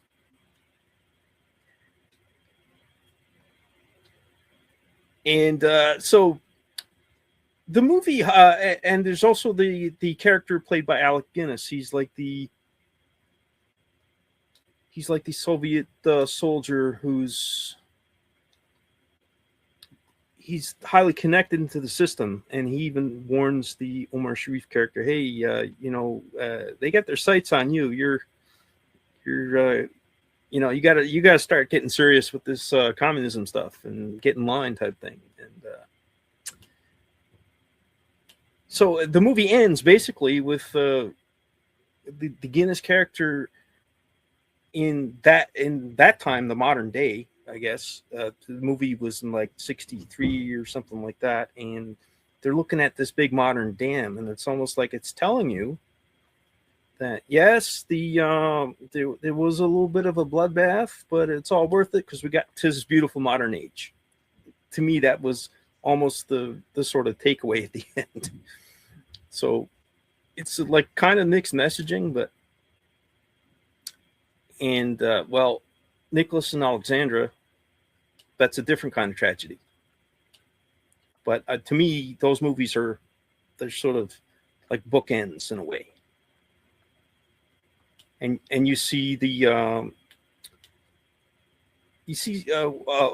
what would gin up a revolution, fuel for the revolution.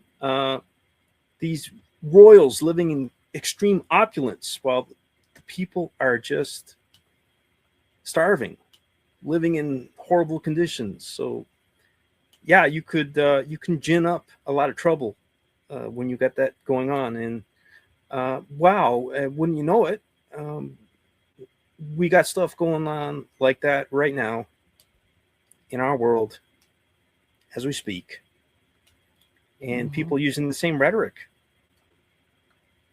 as well. It's not that I'm okay with well, I don't care about anybody living an opulent life, but maybe you shouldn't make life so difficult for everybody else, right? How about leaving us alone? How about that? Yeah, it's the keeping people down intentionally, Yeah. designing a system that makes it very difficult for anybody outside of whatever you want to call that, the bloodlines, the big club, Right. the whatever that may be. And that is what we're seeing in a worldwide scale.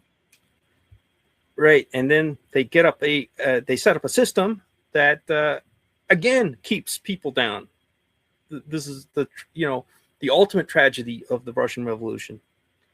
And is some of the dialogue with they had I'm mixing the two movies up now, but I think Lenin was portrayed. Some of the dialogue with Lenin, whichever movie it was very interesting. And he said, "Oh yes, I believe in your right to free speech, but I also believe in my right to kill you if I don't like it." It's like, wow, what a nice guy.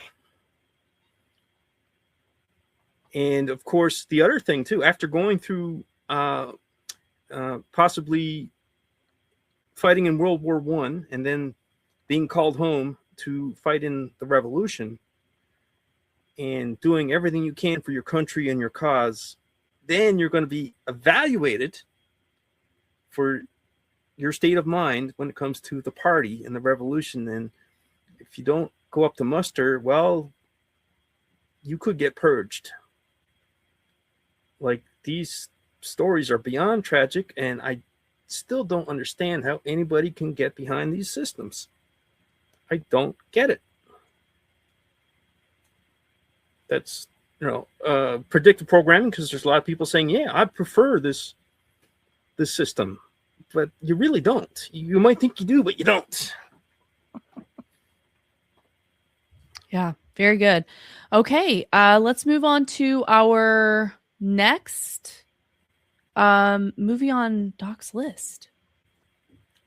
Another movie that really, and these are, again, this is two movies in one slot. So Beckett, I think it's a 1965 film with Peter O'Toole as King Henry II and Richard Burton as Beckett. Uh-huh. The other movie is Lion in Winter, came out in 1968. And again, it's Peter O'Toole playing Henry II. I think the movie, even though the movies are like 3 or 4 years apart, I think he's playing Henry II, advanced in age about 15 years, something like that. Right? There was a bit of time elapsed. So they're not sequels. They just happen to be period pieces with the same actor playing Henry II. So it's a different production. There's different production methodology, but just the same. You do see things are more opulent in the first movie, and things are starting to fly apart in the second one.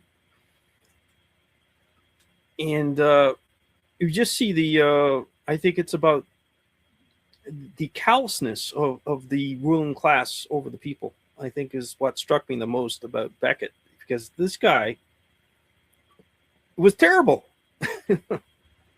Right? He was terrible. He was a really nasty dude, King Henry II,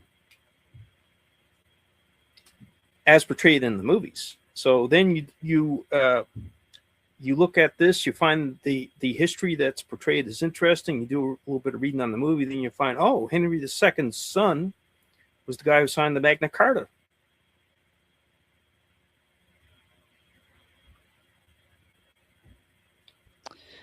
Yeah. Right?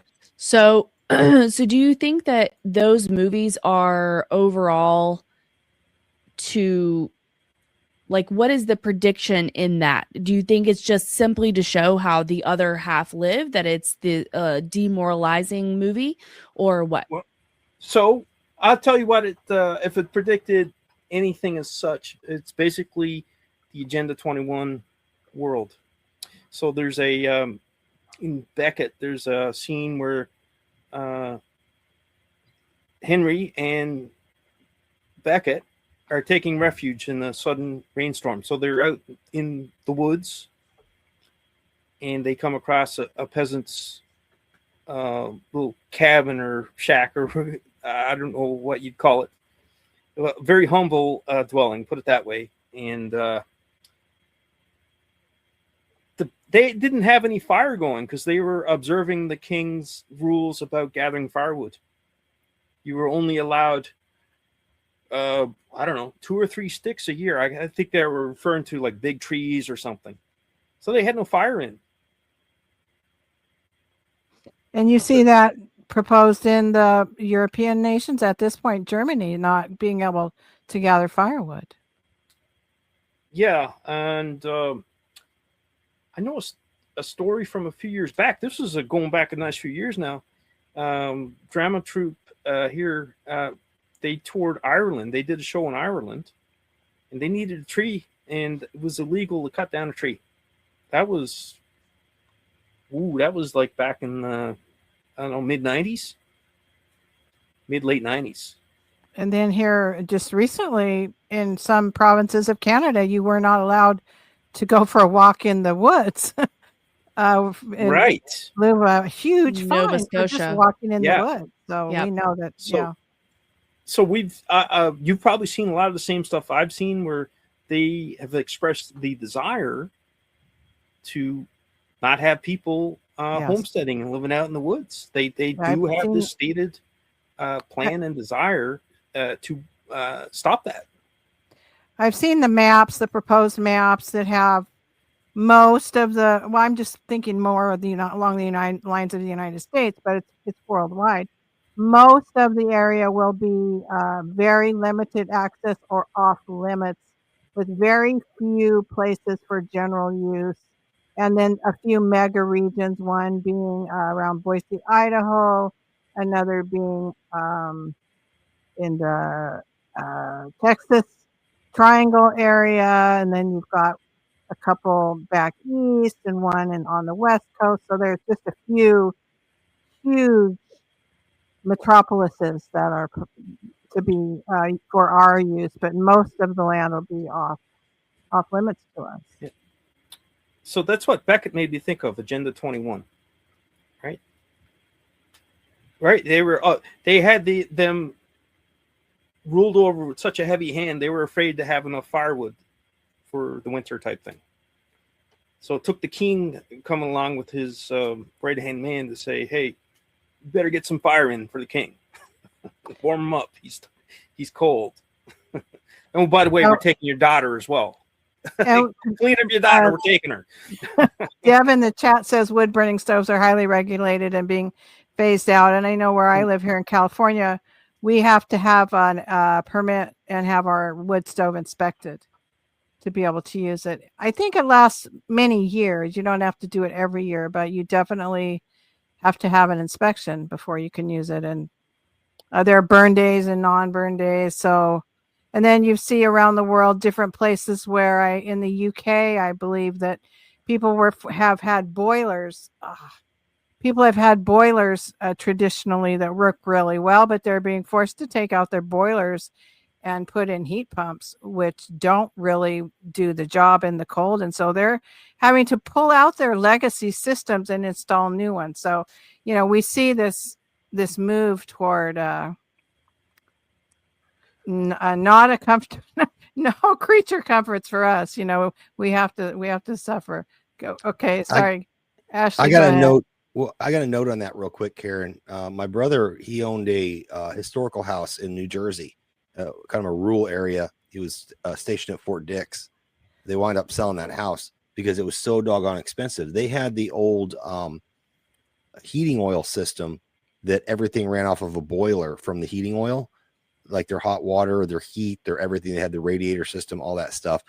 And they were in a conundrum there, because as you were saying, they're phasing those things out, and those fuel oils and things like that are becoming more expensive because they're trying to push it out. However, in his community, where his house had certain stipulations on it where they couldn't change certain things because it's historical, it's landmarked, landmark building. So that puts people in a conundrum where, you know, I can't upgrade because the city won't let me, but I can't afford to do this because of these regulations. So we're going to see as they move in, and this in Nashville, Illinois, there's a historical section of town as well, where you literally have to go to the town to approve any improvements to the home or anything, because they want to keep their history. We're going to see that history go away with all these regulations that we have, because it's going to become unaffordable to maintain that. Just a side note there on what you're saying. All right. Very good. Doc, what else do you have for us? What's next on the list? Well, let's talk about Logan's Run. I think Logan's Run is one of the all-time. Yeah, I saw a few people, because it ties together so bring many that things. up in the chat already. Go ahead, Yeah. Doc. Sorry. Yeah, and I've covered most of the movies they've mentioned, like Soylent Green and all that. Again, astounding, of course. But Logan's Run, I think, ties into where they want to take us precisely. I think it nails it down in so many ways, and it's. I mean, that's a domed city. People are cut off from the outside world. They don't know anything about the outside world.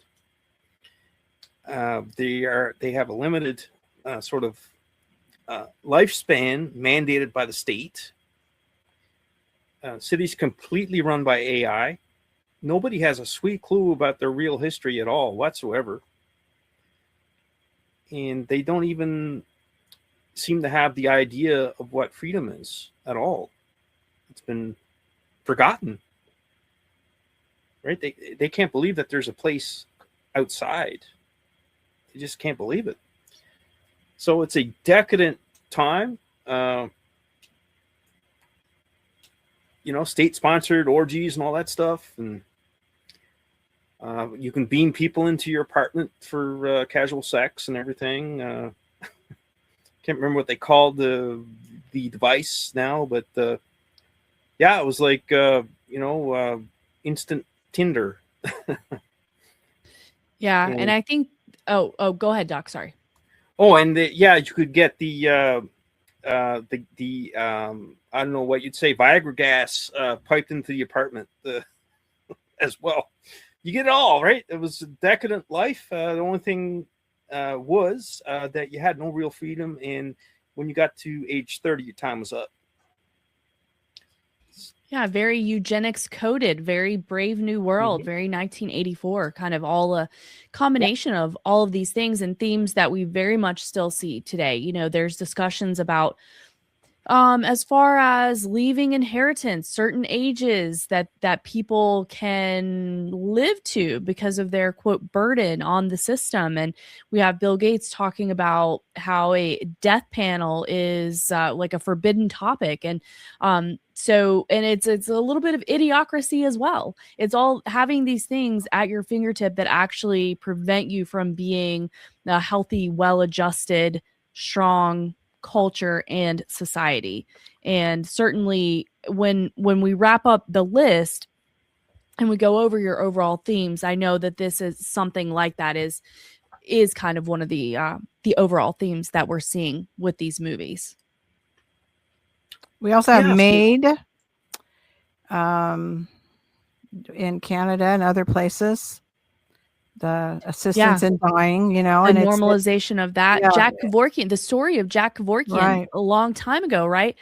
And I think that these are nuanced discussions that can be had, but it's a slippery slope. And so I think you're right, Karen. There's a lot of at this point quite a percentage of deaths in Canada that are made, and then of those, there's quite a percentage that the organs are harvested. So I'm not saying that there's not a point where we shouldn't be compassionate. But I think that we can also be under duress or be encouraged in inappropriate ways to do things. Yeah, that honestly, we could probably do an entire show on that and talking about the hospice factor as well, because we do, like exactly what Karen said, we want to have compassion and humanity, and we want to understand where someone is coming from and understand that having a terminal illness is of course debilitating, but it also, you're suffering. So you know, our compassion for what other people want, it does matter, and trying to accommodate their comfort at the end of their life. That's their choice. But I do think that there's the possibility for abuse in that way. So there's a lot of nuance there, but 100% Karen. Jason, anything on that before I head back to Doc? Just one note that I brought up the movie The Island, similar in the fact that it's a dystopian thing where they don't realize they're being raised as cattle to be harvested for their organs, and they are unaware of an outside world, right? There's that thing. And I think that's a great movie. I just wanted to throw that in there. Kind of a little predictive programming as well. Yes, that was an interesting one too. Logan's Run, that seems to take place well after people have forgotten about freedom. Freedom's been sort of bred. I think it's a human instinct that you can't breed out anyway. But anyway, in the context of the movie, it's been bred out. It's forgotten. One curious thing I ponder with Logan's Run is, where are the oligarchs? Because they're nowhere to be seen. It's completely computer driven. AI, right? That's my question with Logan's Run. I don't know if you get any insight on that if you read the book that it's based on. But there's no mention of the people who set up all these systems that would enslave people. Right? There's no mention at all, or why they have this city keeping all these people for this pleasure life that gets snuffed out when they reach 30.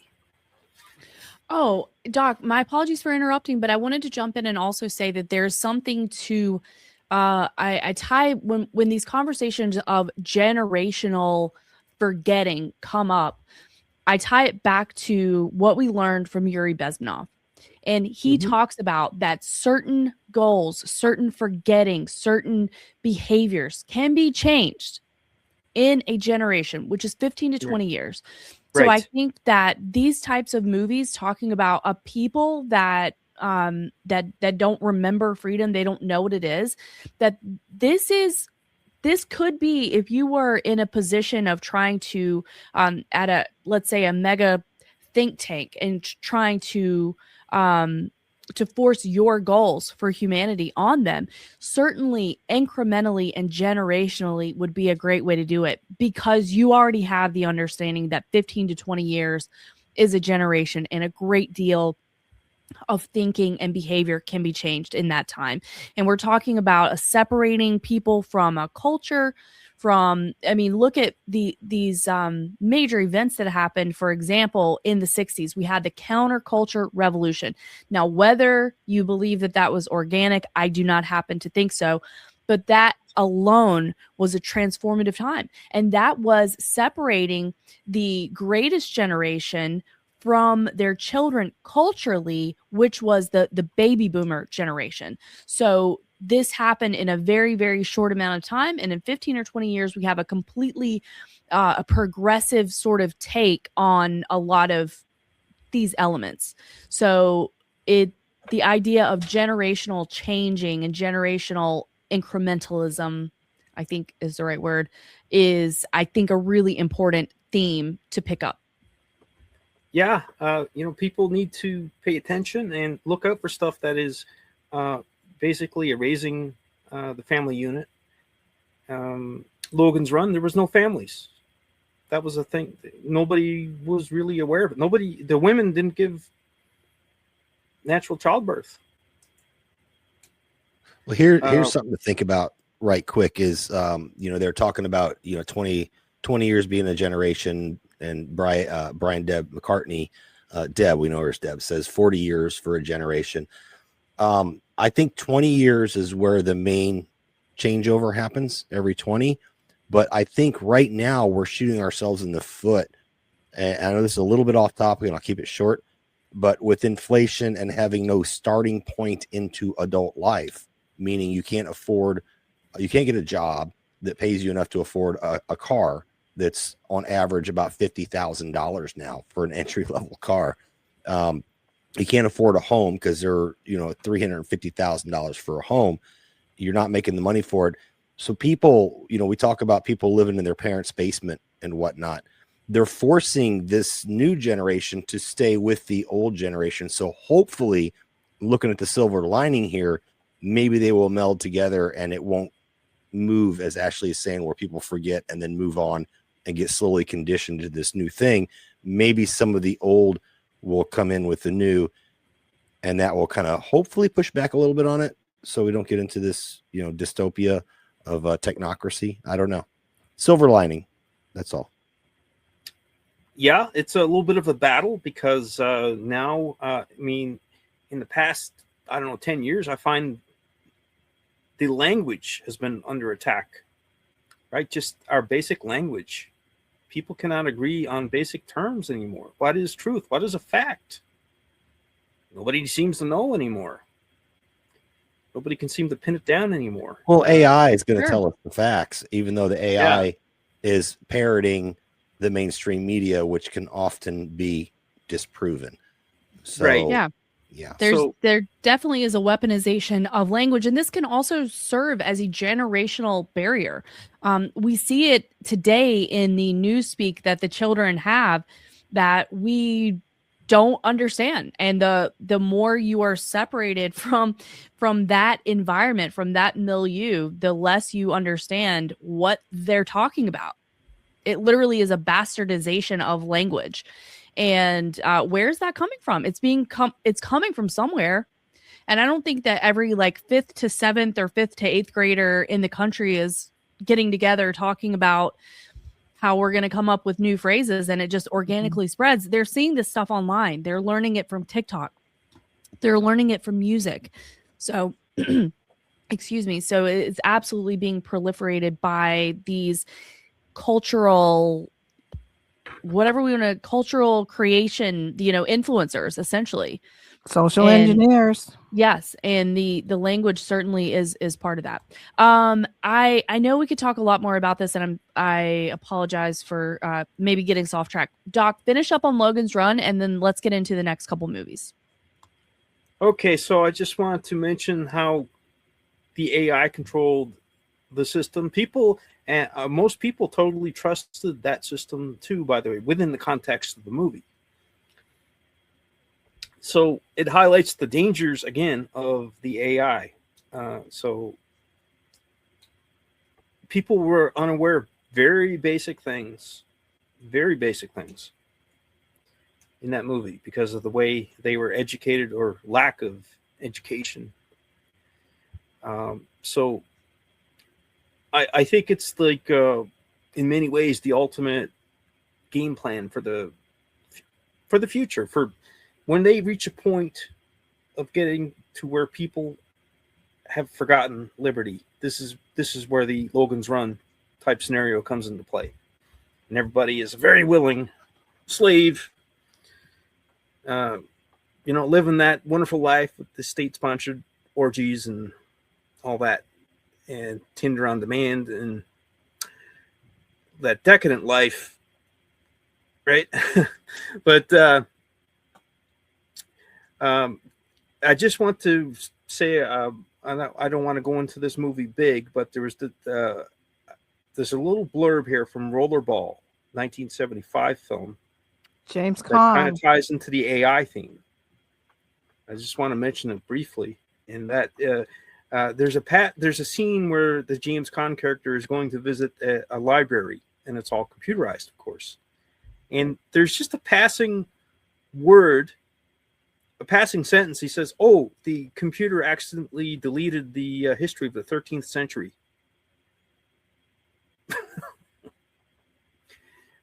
Yeah, right? It's which just it's just a passing, Yeah. oh, the history of the 13th century is gone. But what's there in Oops. the 13th century? The Magna Carta. Yeah. Right. That's the first thing I think. My God, they, I think they're telling us something. I think in that case, they might have been telling us something, better watch out. They're going to delete some history. Yes, which is, of course, a theme in 1984. They're actively changing history and current events as, in real time. I just want to make a quick point. And this ties in with all of these things that we've been talking about in the last few minutes, is that just how incredibly malleable we are. That's one of the great things about us as human beings. We come into the world and we're in a programmable mode. We're in the hypnagogic state. And so as young children, we pick up things so quickly and we are set. We are primed and ready to be programmed when we're born, because that's what it takes to survive.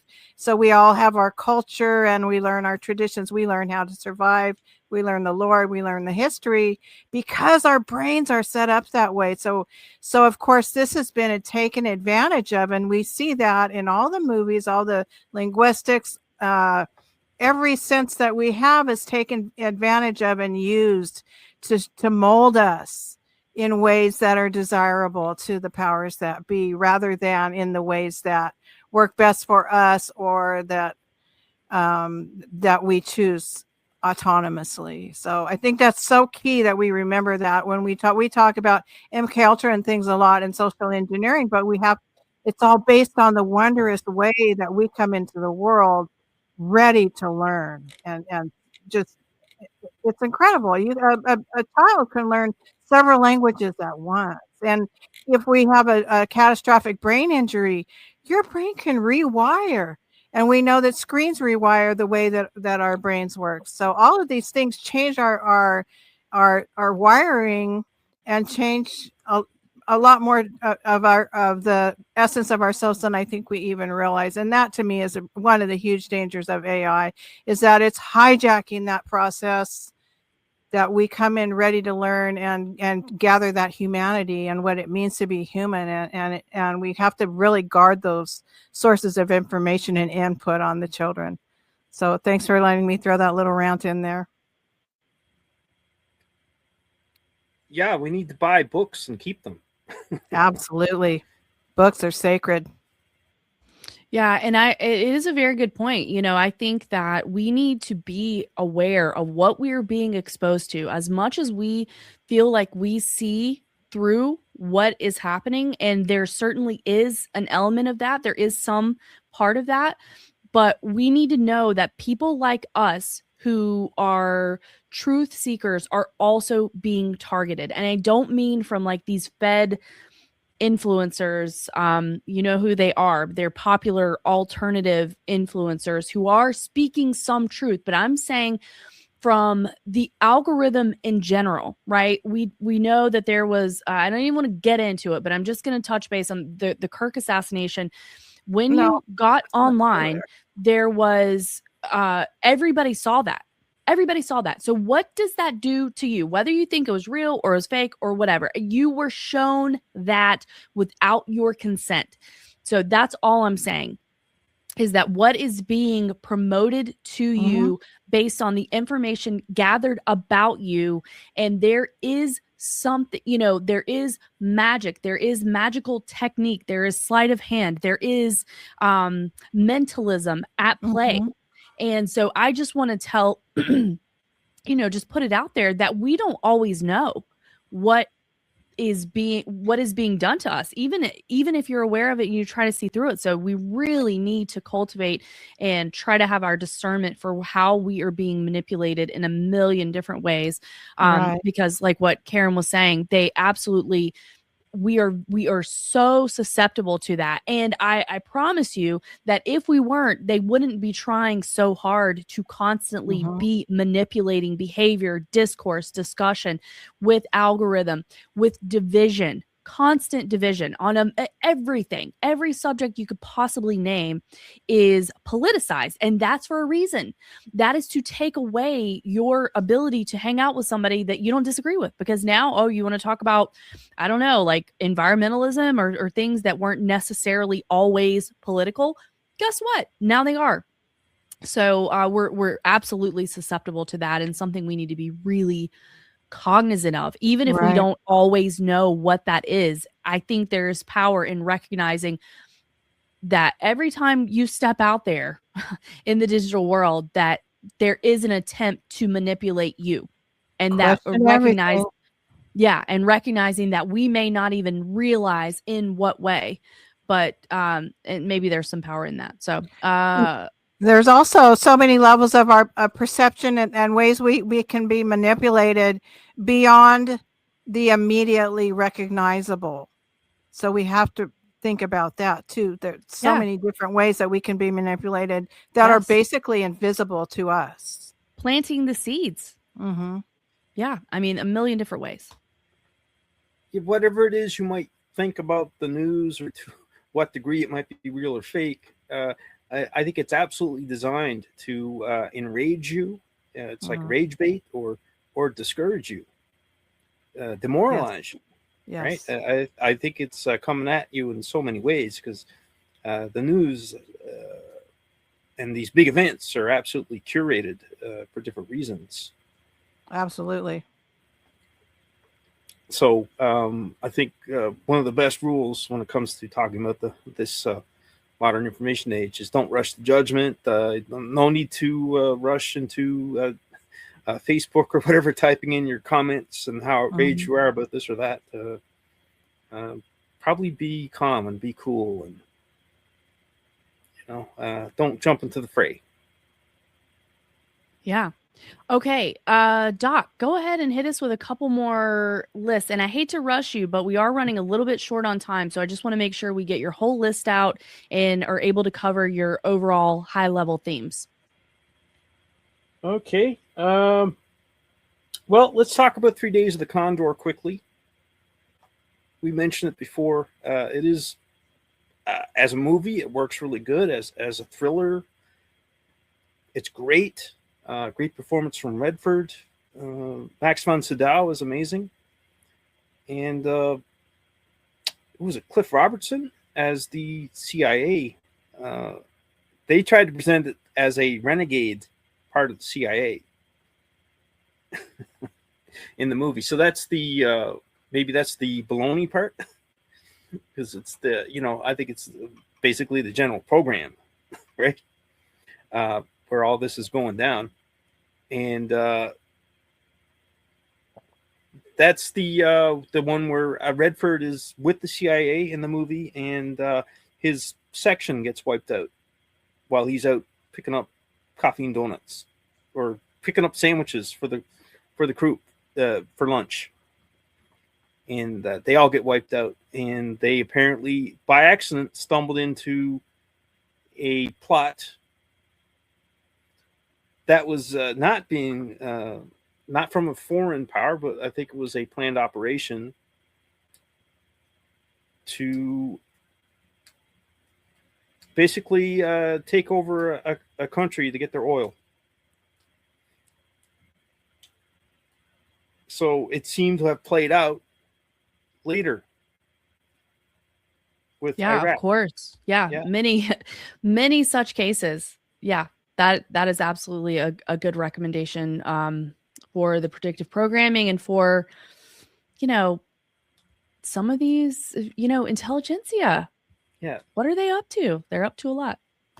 I would like to throw something in on that, because you did that one recently, Doc, 3 Days of the Condor, and I came in late. I actually did attend that watch along. I came in late, and for those who might want to check out how they might be able to get an RSVP invite to these watch alongs, go in early, because the stuff you present early sets it up for context. So I kind of missed some of the context. I wish you had it. Like, I know you can't do that, but I wish I could go back and rewatch from the very beginning and get those the pre-show stuff. But anyway, yeah, good stuff, man. yeah, we gotta keep it on the down low in our little sort of speakeasy, you know, and that's how we can do these events. That's the only way I know. That's right. Yeah. Little speakeasy, maybe, you know, Doc's Speakeasy. Maybe that's what the name of it is. I don't know. But yeah, and of course there's a lot too about the press in 3 Days of the Condor, how it ends with the New York Times. Are they going to come out with the big story or not? Because wow, maybe we can tell them to not print it. Are you sure they're going to print it?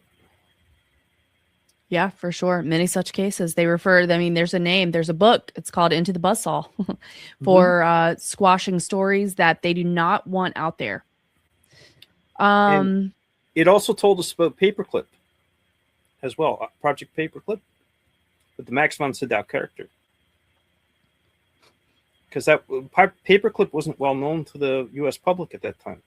Right. Yep. Okay, what else you got for us, Doc? Well, Dr. Strangelove. I think Dr. Strangelove. Because that is up and down one of the very best anti-war statements, I think. And it tells us so much how these governments are, I don't know, they're out of control. They're all out of control. The American side and the Soviet side as portrayed. And it's really farcical. Gentlemen, you can't go fighting in the war room. Don't be fighting in the war room. But Dr. Strangelove, just for the satire and the ultimate anti-war message. And there's Excellent. So much to think about with that, because I don't know if we're going into it, but they sure want to make us think that something like that's coming. All right, what else do you have for us, Doc? How many more do we have on our list? I think I'll just mention two more things really quick. Like I seen in the chat, people are mentioning all these great movies that I really like, and I'm not saying that these are any better than those. These are just what came to mind today. Like RoboCop, man, I think RoboCop is so bombshell. Now that I understand things more and more, holy crap.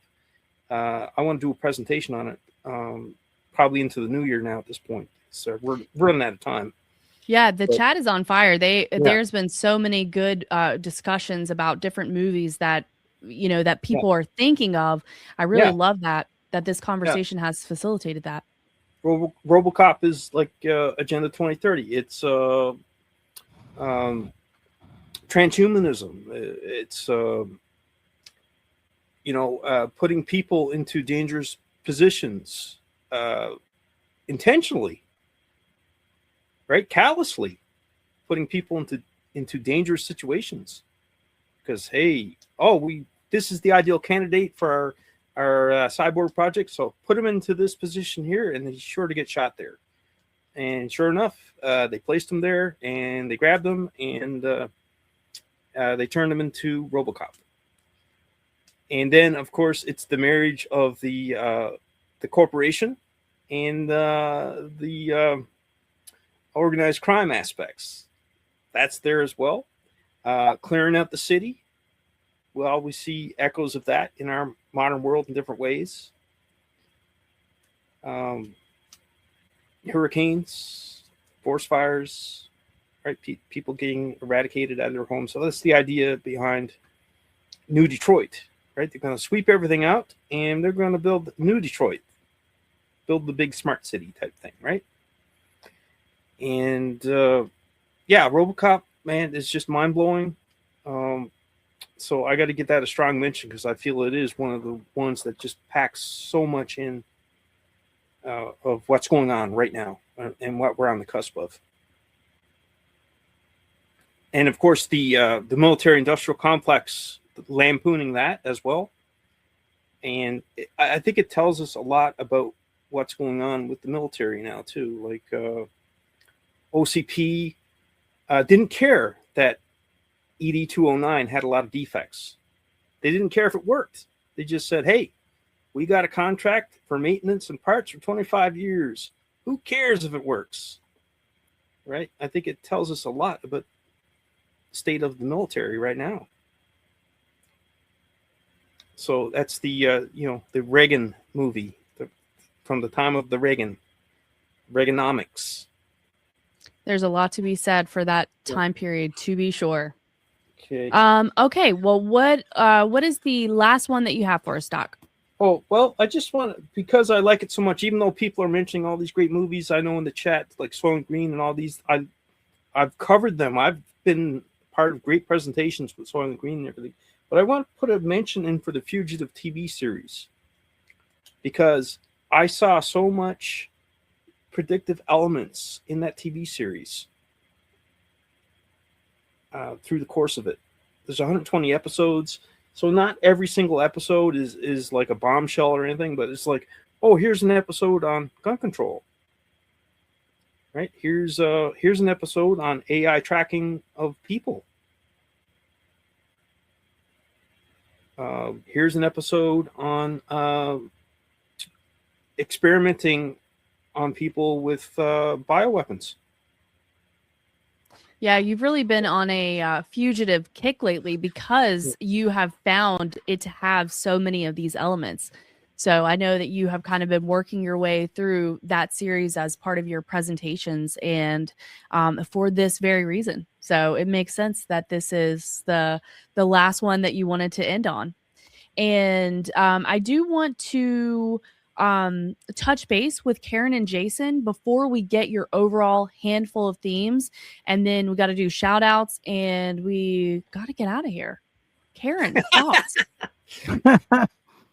It's great to see everybody in the chat today. Guard is really kind of a film and history buff, so he's really enjoying the show, and people have some great. He can join us tonight for Shenandoah. You know, he can. Yeah, he would love that. Love for Guard job, Brian.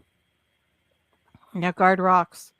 No, I think this is great, and it's kind of nostalgic, but it also ties in so many of the key issues that are facing us in the world today. Divide and conquer, especially awareness of the agenda and a wide view, a wide scope of viewing. I think that losing track of the past, not knowing our history, is a great downfall. And those who do not know history are doomed to repeat it. And I think that there's an agenda definitely to keep us from learning the past. That's another thing with this planned obsolescence of our technology and moving away from the hard copies into the digital. It's and I've always suspected the name Kindle, because Kindle is kindling, which is on fire. So I always thought Kindle was bound to be a book burning tool, and it is. It is. There's no doubt about it. Kindle books can be deleted or edited, or you can lose your access to them. So I think it's, there's so many great points that have been brought up here, and it's just amazing and wonderful. That's another great thing about human beings, is that we have such imaginations, and we can draw on the past and our imaginations and others' experience and create these wonderful movies and books and art and experiences. So it's all the more reason to guard your humanity and resist the AI and read and learn your history and teach your children to do those things. So thanks, Doc. This has been a really great cathartic experience and kind of gelled a lot of topics. I've really enjoyed it. Thank you, Karen. It's great being here with the Knights. Coffee time with the Knights today. In actuality, not just in chat. JB, Fantastic. What about you? Oh, I think it's interesting that Karen mentioned the word Kindle means fire, because the Kindle Fire I was always their thought that tablet. from the very beginning. Yeah, absolutely. And I had one that I bricked trying to unlock it, because it was a subscription-based model, and I was trying to hack it. But anyway, the one last question I had for Doc, in the movies, so let me start it with this. a lot of people think that there's a revelation of the method that needs to happen because these people are evil in real life. And we could look at the Georgia Guidestones as that. Like, we're revealing the method. We're telling you what we're going to do. It's a public notice. And if you don't do something about it, then we are now allowed to do that, right? If you take a look at some of these old movies that you present in a very great fashion, by the way, the villains always monologue. At some point, they monologue and tell their plan. It's like they're revealing the method. And I don't know if there's a link there where we were talking earlier about, does art imitate life, or does life imitate art, or is it a circular thing, chicken and the egg thing? But I've noticed that's a similarity between these kind of dystopian movies where the evil villain tells you what he's going to do, and then hopefully doesn't get away with it. Hopefully there's a happy ending, right? But in real life, we're seeing that as well. They tell us what they're going to do. We've got Bill Gates on record talking about depopulating the earth, taking one of these numbers down to 0 being people. And if we do a good job with vaccines, we can do that. He's literally saying it, and he's said that many times. But anyway, your thoughts on the revelation of the method type thing, and as it comes to these movies.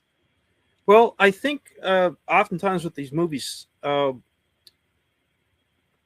it's hard to prove these things, but it sure seems like it. I'll tell you that. Like, Wag the Dog seems to be telling us something. Absolutely. And the Right? people It who really are seems to be involved, telling they us have something. their ends. They have their ends, those people. Yeah, and if it's a Hollywood movie, I mean, Hollywood is connected to.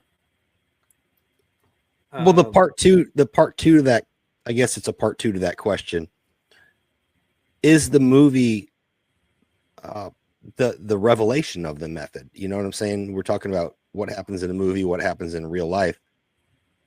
Is the movie industry a way of doing that revelation of the method subtly? That's kind of what I'm getting at. It seems to be in some cases. And other times it's not so subtle. The 1973 movie Executive Action. That's a pretty good movie about the JFK assassination.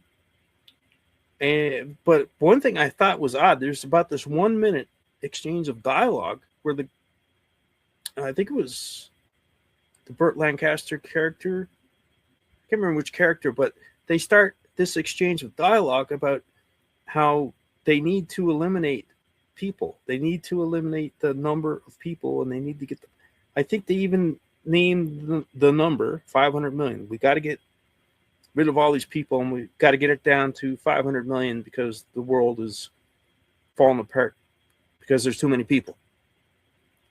And it was just odd that this dialogue was there in this movie. It just seemed kind of wild, and you can probably easily look it up and find the clip on YouTube.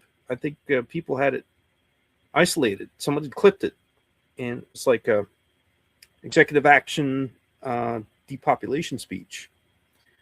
So, well, it's interesting that if to legally, let's say you wanted to get a divorce and you didn't know where your wife or your husband was, how do you get a divorce if you can't go to court and deal with it? What you can do is you can do a public notice in some obscure magazine, newspaper somewhere that nobody reads. And as long as you put it out there, you can get through and get that completed legally. And that's where I see this and you talk about the 500 million number. I can't quote it right now. I'd have to go verify this, but I think that was something like a half a billion or something was the number that was put on the Georgia Guidestones. That's what 500 million. Yeah. So that's interesting. Very interesting. I don't know the basis of the number or where exactly it emerged from. I know it was mentioned in that movie. I think it was in I'm assuming it's in other globalist materials, other globalist type books. But first thing I think of is Georgia Guidestones. And then I thought it was astounding last year when I learned that this movie had that number put in there too. In this JFK assassination movie, it just seemed like an odd tangent. So in that way, it seemed like it was an overt telling to me.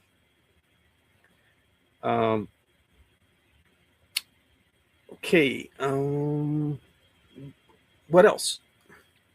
Well, I am going to wrap us up for today. So I wanted to let people know, first of all, thank you so much to the chat. The chat was absolutely on fire today. There was so much discussion. People were so interested in the movies. They had so many great suggestions. So I was very happy to have everyone there. I really appreciate that. I appreciate you, Doc, so much. I know you put in a lot of thought to coming up with the top 10. And for people, if you were interested in more top 10s, more movie discussions like this, please let us know. Feel free to reach out to Karen, Jason, or myself. And we always would love to hear from you anyway. So please do so. I wanted to mention, don't forget to subscribe to Doc's YouTube channel at Doc Rock Coffee. And there's also the link for Buy Me a Coffee in there if you want to support him. Additionally, he has the Doc Rock Discord. So if you want that link, we did drop it in the chat at some point. Oh, Jason's showing it here. And if you can't find it, let us know. We will get you that information, and that way you can secure your invite to movie night. It is a great deal of fun, and Doc puts a lot of work into that. You can also find his information on our Knights of the Storm website that Jason works very hard to maintain. I'm going to do shout outs now, but I also want to, I feel like I neglect this, but I don't want to. There's a lot of people that listen to this show that are not able to be here live and are not necessarily commenting or, able to participate in the chat, but we appreciate you very much spending your time with us. And I do not want to neglect thanking you very, very much. I want to thank Jason and Karen for your participation today and your hard work on the show. I love doing the show with you and getting your insights and questions. The chat we had very first, White Wolf. We had Handy, Sweets, Blake, Little John, Levi, LTO, Ronnie Omelets, Skunk Hollow Rose Gardens, Dad Guy, Tom Cooper, Bronx Stomper, Nostradamus, Ricky from Anything is Possible, Ghost Start, Billy Ray Valentine, John 5B, Guard, and that's a long one. You know where we're at, but you're here. Thank you. Salcedo Paranormal, Nature Boy, Bride B. Mac or Deb, That's Deb. Rocky Macabre, CJP Rumble, Big Ron, A Dingo Ate Me Baby, Geesebusters, Misco Jones, Dustin Helm, Fishy 57, Mark Young 12. And if I missed anybody, I'm very sorry about that. We were keeping track today, try to keep track of everybody. So once again, thank you all so much for being here. And Doc, thank you so much for your time spent with us today. We really appreciate it. We've enjoyed it. The conversation was wide-ranging and great, and certainly had the chat all fired up. So thank you very much. Well, thank you very much for having me aboard. Really appreciate it. And maybe we can do it again sometime and maybe just focus on one or two movies. We talk about some music or something. I think next time we do a Name That Tune, you might receive an RSVP envelope. Yeah, that would be fun. And sorry to interrupt, Jason. I wanted to say we had a question. Doc, what time are your movies scheduled in general? What time does the movie usually start? There's a lot ahead of time. Yeah. So Monday, it's usually 9 p.m. Eastern. Usually that presentation is less deluxe because it's so late. And Saturday, it's usually 7 o'clock Eastern or 7:30 Eastern. So tonight, the pre-show for Shenandoah starts at 6:30 Eastern for the pre-show. And we've got F Troop. We've got an episode of F Troop. That's a hard-to-find, forgotten show. And we've got an episode of the Beverly Hillbillies, where they're trying to bring the Civil War back to life. I love my Beverly Hillbillies. Mm-hmm. All right. I love it too. Perfect. Concrete Pond. Okay. Thanks, everybody, so much for being here. Really appreciate you. Jason, Karen, Doc, appreciate appreciate you so much. Bye bye, Take everybody. care, everybody.